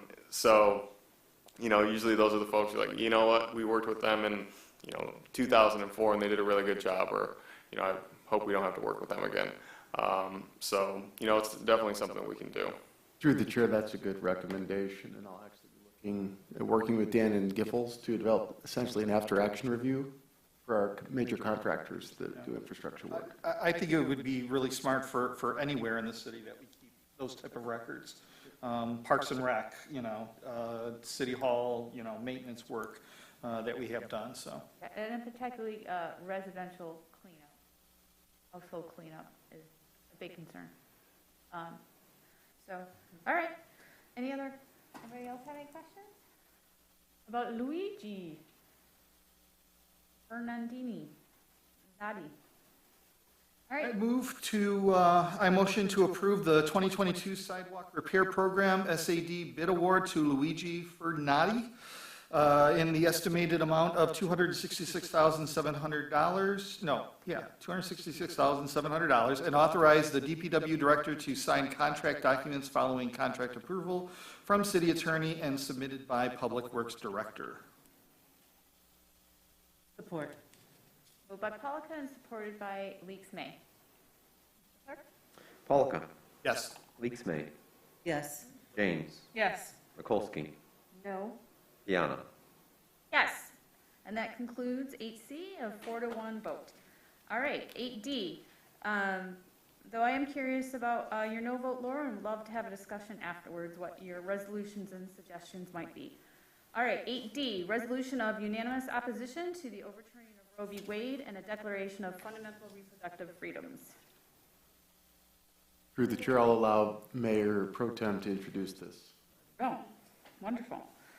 I had totally not prepared to introduce this, but I'll just start off by saying at our last meeting, you know, it was fresh on the heels of the Supreme Court overturning 50 years of the right to obtain abortion care.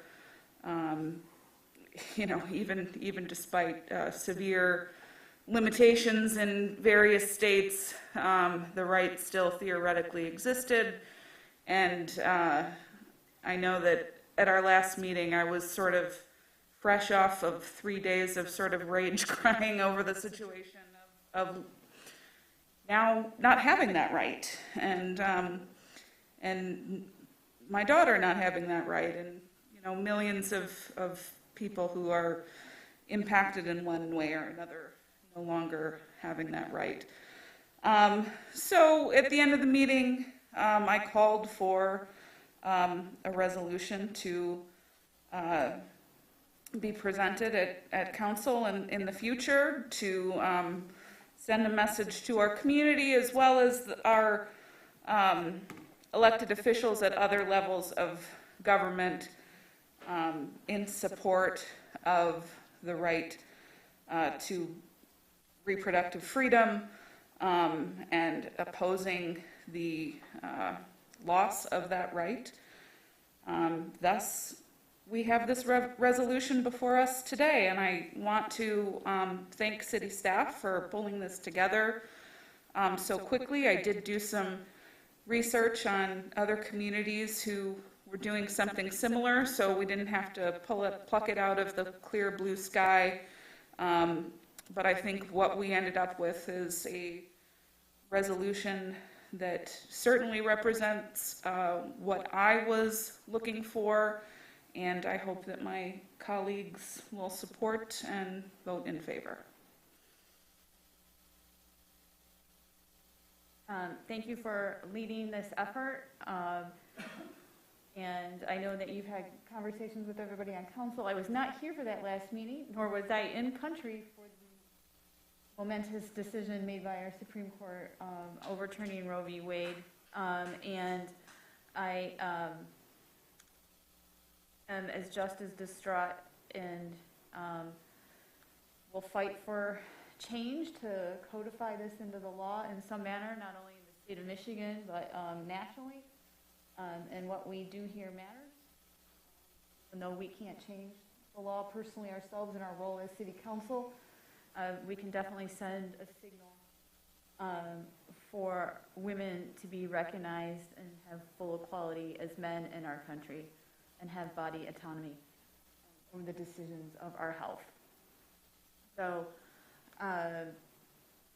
so with that, are there any other comments anybody would like to make about council, from council about this resolution or what's happening nationally on this topic? Through the chair, I'd just like to say that I fully support a woman's right to choose and her autonomy over her reproductive freedoms and her choice to do with her body as she chooses. I cannot imagine someone denying me the right to seek medical care for any particular procedure that I would like to be done with, be done with my body. I don't think it's fair to regulate what happens to a woman's body. So I fully support this resolution. It is atypical that this council historically has taken a resolution on a federal action. So I think this is a monumental position for the city council to take. Traditionally, this is not something we do. Councilman Mikulski, if you have any comments, or Woman Leaks May, if you guys have any comments on something like this. I think that, I may through the chair, I never imagined, I was speaking to my mother the other day, my mother is in her 70s, and she recalls having friends who had to illegally get abortion proceedings because it was illegal then, and having to fight for it then. I never imagined that I, or even my daughter's generation, and her friends would have to be in the same position, to have to do the same thing. But that's why I'm particularly proud of Ferndale, the council, supporting resolutions such as this, because I think it speaks volumes to other communities, and hopefully we'll see it spread across other communities moving forward. And perhaps together, we together at some point can see this overturned and back the way it should be. To the chair, I would just like to echo those sentiments. With the exception of, I've always assumed that this was going to happen and felt like this was always on the cusp of happening. And it is horrifying to see our privacy be eroded and our bodily autonomy. And my heart really breaks for people who are directly impacted by this and who are in states that don't have a strong legislative body fighting for our rights. So I'm very proud that we are presenting this tonight. I'm proud of you taking the helm and you, Mayor Piana, for assisting with this. Great.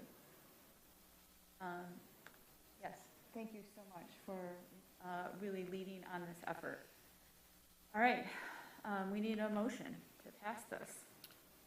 I would like to move that we approve a resolution of unanimous opposition to the overturning of Roe v. Wade and a declaration of fundamental reproductive freedoms as submitted by the city manager's office. Support.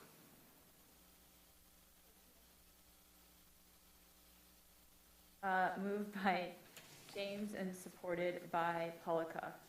Mr. Clerk. James. Yes. Polika. Yes. Leaks May. Yes. Mikulski. Yes. Piana. Yes. And that passes unanimously.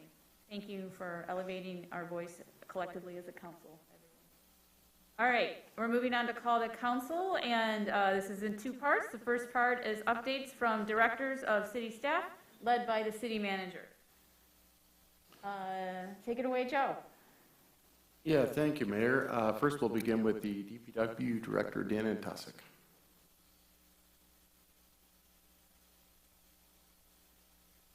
So I have no DPW updates tonight, but I have a couple updates for Lorena, or from Lorena. The first one is that, you know, we passed all our inspections in terms of the health department splash pad. Still looking to have that opening on Saturday for that.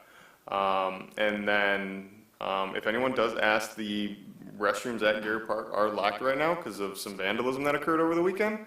So those will be locked for a little while until those repairs can be made and so on. But there is still a porta potty out there that can be utilized while those are closed up. And that's all I have tonight. May I ask that the city put a sign on there that they're closed due to vandalism? Because I get emails and texts from residents telling me that they have senior citizens using the park facilities and they can't get access to the bathroom, and then Lorena, someone magically opens them. So can you make sure that we put a notice there on the door? Yeah, we can do that. Yeah, but on-site signage is important. So, okay, thank you. Thank you, Dan, and I would add, this was brought to my attention recently as well, and I will be providing council with a couple options moving forward to address the issue Yep. more permanently. I do know that we sort of, the last time we talked about cameras in the park, that is part of the solution, I suppose, as part of, I recall there was some data points that you were going to bring back to council. But I'm expecting that conversation to return to council. And now that we have video cameras at the, the other one, the one that's going to open, splash pad. I think our policy needs to be revisited as sooner rather than later. Yep, I'll bring recommendations shortcoming. Chief Emmy is here to make some announcements on behalf of the police department. Good evening, Mayor and Council. Just a quick announcement. After a competitive selection process, Officer Andrew Roth was selected as our first downtown resource officer. I want to thank the DDA for their cooperation, Human Resources Department, and Tolley from Soho for helping us with that selection process. I think we're going to be very happy with Andy Roth. He's a fantastic young officer with a history in social work, so we anticipate him bringing a lot to the table and balancing all the moving parts in our downtown between the residents, the businesses, and our visitors. So congratulations to Andrew Roth, and we look forward to a great partnership. Through the chair. Chief, could you share with us a little bit about when people could see Officer Roth, you know, in the downtown, you know, what he's kind of been going to be doing, and when they might expect to see him walk in the streets, the beat? Right. Well, his routine is still a work in progress. We're going to push hard in the first 90 days for him to meet some deliverables in the forms of meet and greets with business owners and residents and, residential communities such as Wellington West would be an example, or Ferndale House, or any other. But we're looking to gain input from our community. It may involve a informal survey, him questioning people on what he can do for them. We plan on him offering services. That could be a number of things, but he will be out and about. Our focus is going to be not running the DRO position from an office, but rather from the street in our community. So we expect him to even flex some of his weekend hours. He will be visiting and helping us at the splash pad opening, hopefully to meet a lot of people. And he's going to be working with the bar owners in terms of LCC, administrative enforcement, and he'll be flexing his hours possibly once a month or as needed, staying late on Friday nights to contact members of the entertainment community that he may not see during an 8 to 4 or 9 to 5 workday. So the answer is he's going to be all over the place. And most of his appointments with the members of the DDA or any stakeholders will be by appointment. We're looking for him to handle a lot of the stuff or anything that's non-emergent. If a business owner has a problem with an ongoing issue, we're looking for him to share his cell phone number and be contacted directly and have a one-on-one service. We've already had some pep talks, and he's ready to go. Okay. So this position isn't someone's identified a shoplifter, they need to call 911. They need to call the police. It's not call his cell phone and say, hey, I want to report a crime. Right. I mean, I'm just making that clear. That's a good point, Councilman. Yes, anything that is emergent or anything that is in progress, still policy, you got to call 911. You have to get emergency services en route. It may down the road end up on DRO Roth's desk as a prosecution, and he'll be working directly with that business owner to follow through. But however, you're right, that you don't want to call his cell phone in case of an emergency. That's the best way to do business, is to use 911, go through a dispatch. Thank you. Yep, you bet. Thank you. Thank you, Chief. Next, we have the DDA Director, Lena Stevens.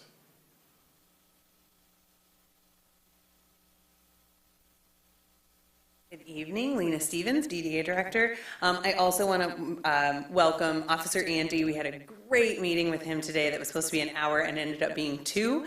Summer and I really enjoyed meeting with him. He was very open to talking to us about some of the things that we want to tackle. First off, we're just also interested in sort of learning about the history of the DDA and sort of what we're tackling now, just in general, which was a really great sign, I think, and a good move towards our collaborative relationship. So we're excited about the Downtown Resource Officer as well. Wanted to provide a quick Woodward Moves update. So first, on the project timeline, had a great call with Michigan Department of Transportation that was sort of solely related to business communications outreach, but we did touch on a few other topics. Right now, the language that we're going to start using is that construction will be starting as early as mid to late September. They're not able to yet give a firm timeline. The project is let, but they will select that actual contractor in mid-September, and that is when they will come up with their published and very specific schedule. So we're going to be going with as early as mid to late September. Many of you should be aware that we are having a monthly business meetup tomorrow at 11 a.m. at the Ferndale Library. This is something that we've wanted to get off the ground essentially since I started here as director, giving us an opportunity to bring the businesses together, share some of these updates as opposed to essentially emails that filter in throughout the month, trying to do things like construction updates, answer any questions that are sort of starting to bubble up within the business community, see if we can address it as a group. So we will be providing them with a general update that I just gave you about the start time and what that process is going to look like, as well as presenting them with some of our draft materials that we're creating for outreach, not necessarily the final ones, but seeing if some of what we're working on resonates. From there, we're going to be taking volunteers and also doing a call to create a small business advisory group that is going to be comprised of anywhere between 5 and 8 businesses who will be responsible for coming together once a month, sharing feedback with us that we need to be aware of, and then taking our updates and helping to disseminate that among the business community. That's just going to be one of the things that we do for business outreach, but Mayor Piana did ask that I share that update so that we will be doing that engagement. We are also going to have essentially what I'm calling a surge. It's going to be a specific day where we bring in some of our high-performing volunteers, hopefully some staff volunteers, and really try to canvass the neighborhood, canvass Woodward with the businesses and leave door hangers to make sure that they're aware that this is starting. So that's what's going on with Woodward Moves and specifically the communication. I want to give a really big thanks to the Department of Public Works. I don't know if y'all have noticed, but downtown flowers and landscaping look phenomenal. I, in fact, got an email from the owner of Ferndale House asking me who does the flowers in Schiffer Park because he wanted to contract with them. That's how much he liked them. The hanging baskets were actually a purchase made by the DDA in the fall. They are self-watering. I know this sounds like kind of puny, kind of minuscule, but they were about $15,000 for all of them, and they have saved probably close to that in staff time because of the reservoirs. They're having to water less. It's probably conserving that water in and of itself. And the flowers look amazing. So I just want to thank that. We also have lots of new benches and bike racks. I hope y'all have taken notice of that. We bought a considerable amount of bike racks and benches to replace as many of the older rusty yellow bike racks as we could. And then with the benches, we gave Department of Public Works actually a lot of latitude to know that they know spaces that are underserved. A really good example is outside of the ATM at Huntington Bank. There's somebody at the ATM and you need to wait and you don't want to be right up next to them. Guess what? There's a bench there now. So it's been really great, and I just think downtown looks phenomenal, and I'm really happy about that. Quick reminder, we've got the 9-on-9 concerts every Sunday at 4 o'clock. This Sunday was packed. We had a competitive Jenga game going. We had so many people. It was wonderful. We were really happy about that. We had our second movie in the park. Also, we've got new series coming up. The next one is Sandlot, and I cannot remember which park it's in, but if you go to Facebook, Downtown Ferndale, or the Parks and Rec team, you're going to see the next movie in the park. One last thing, I want to give you a heads up that you're going to be seeing some ribbon cuttings soon for the DOT, and so we're going to be getting that on your calendar for some soft openings, welcoming our first 2 retailers over there, our 2 first businesses over there, and we'll be excited, so we'll share that with you as soon as we have that scheduled.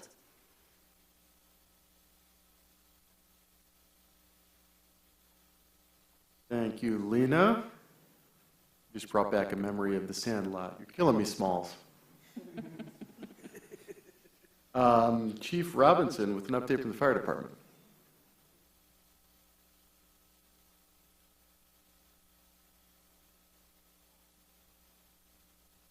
Good evening. Just a quick safety reminder as we're in the season. I know we're supposed to have some thunderstorms tonight. I don't think they're supposed to be as severe as original. But just a reminder for people, if sirens ever go off, pay attention to that, take shelter, turn on your devices to see what the warning is. If you think you have any type of down power line in your area, in your backyard or anything, again, stay inside, stay away from it, call us, let us come investigate it, and don't try to investigate it yourself. If you have metal chain link fences, always be conscious of what the power line might be contacting. Again, we want to keep everybody safe. So if ever in doubt, just dial 911, let us come out, that's what we're here for. We want to keep everybody safe. So throughout the season, and we're into the summer months where we get a lot more thunderstorms, severe weather, and just quick reminders for everybody to be safe. Thanks, Chief, and I'll keep it brief, just with a reminder, the Facilities Task Force is doing an excellent job. They've progressed through their work since March.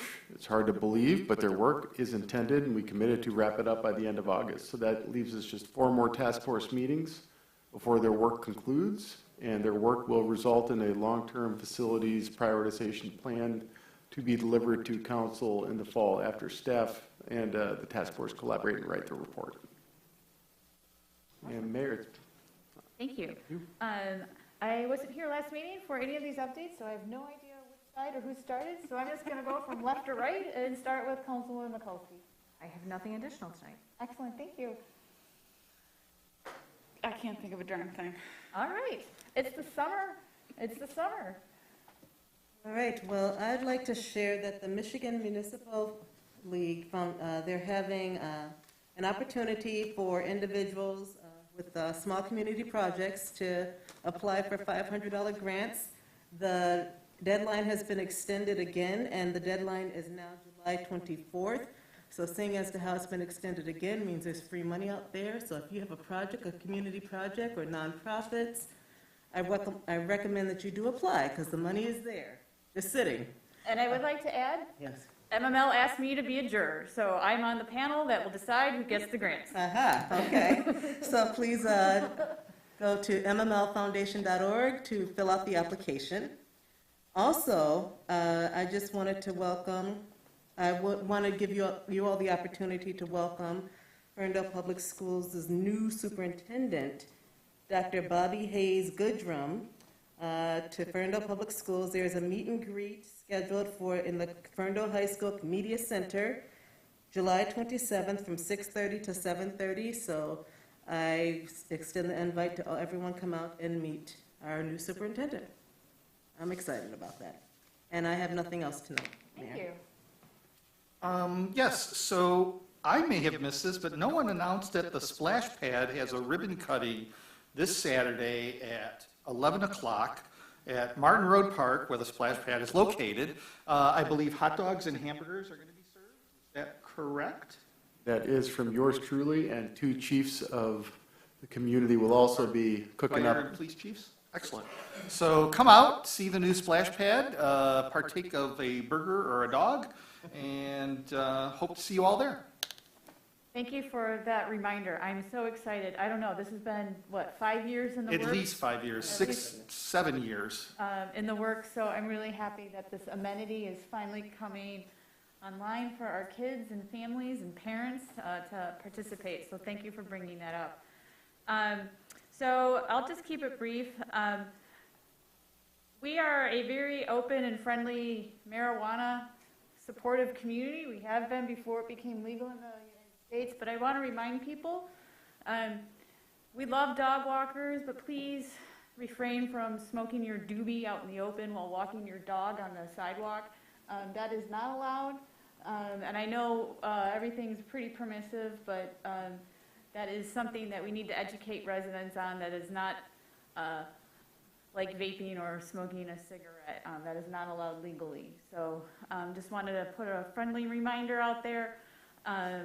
And our police will just be doing education if they see anybody doing that on what to do if that happens. So on one hand, I love that they feel so protected and that they can practice the legality of marijuana, but at the same time, it is not legal to smoke your doobie out on the sidewalk walking your dog. I also want to say that I was in Sweden and Denmark for a 2-week vacation.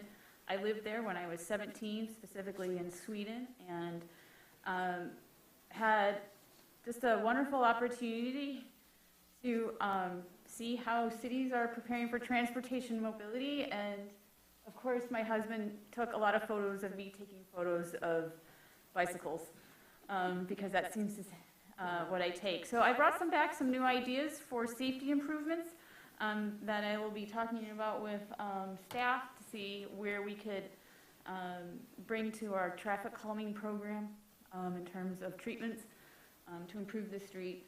And then finally, I just want to say I'm out in the community talking to people, and I wanted to thank Sue for inviting me to her porch on Saturday, and who lives near downtown, and gave me just a wonderful update about what she loves and what needs to be fixed in terms of some downtown amenities.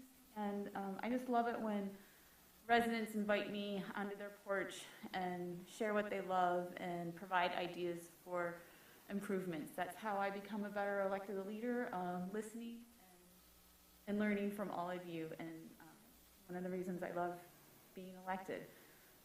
So anyway, I just want to say thank you. And I'm out and about as always. With that, it is 9:18 and I'm calling it. Happy summer, and we'll see you in 2 weeks.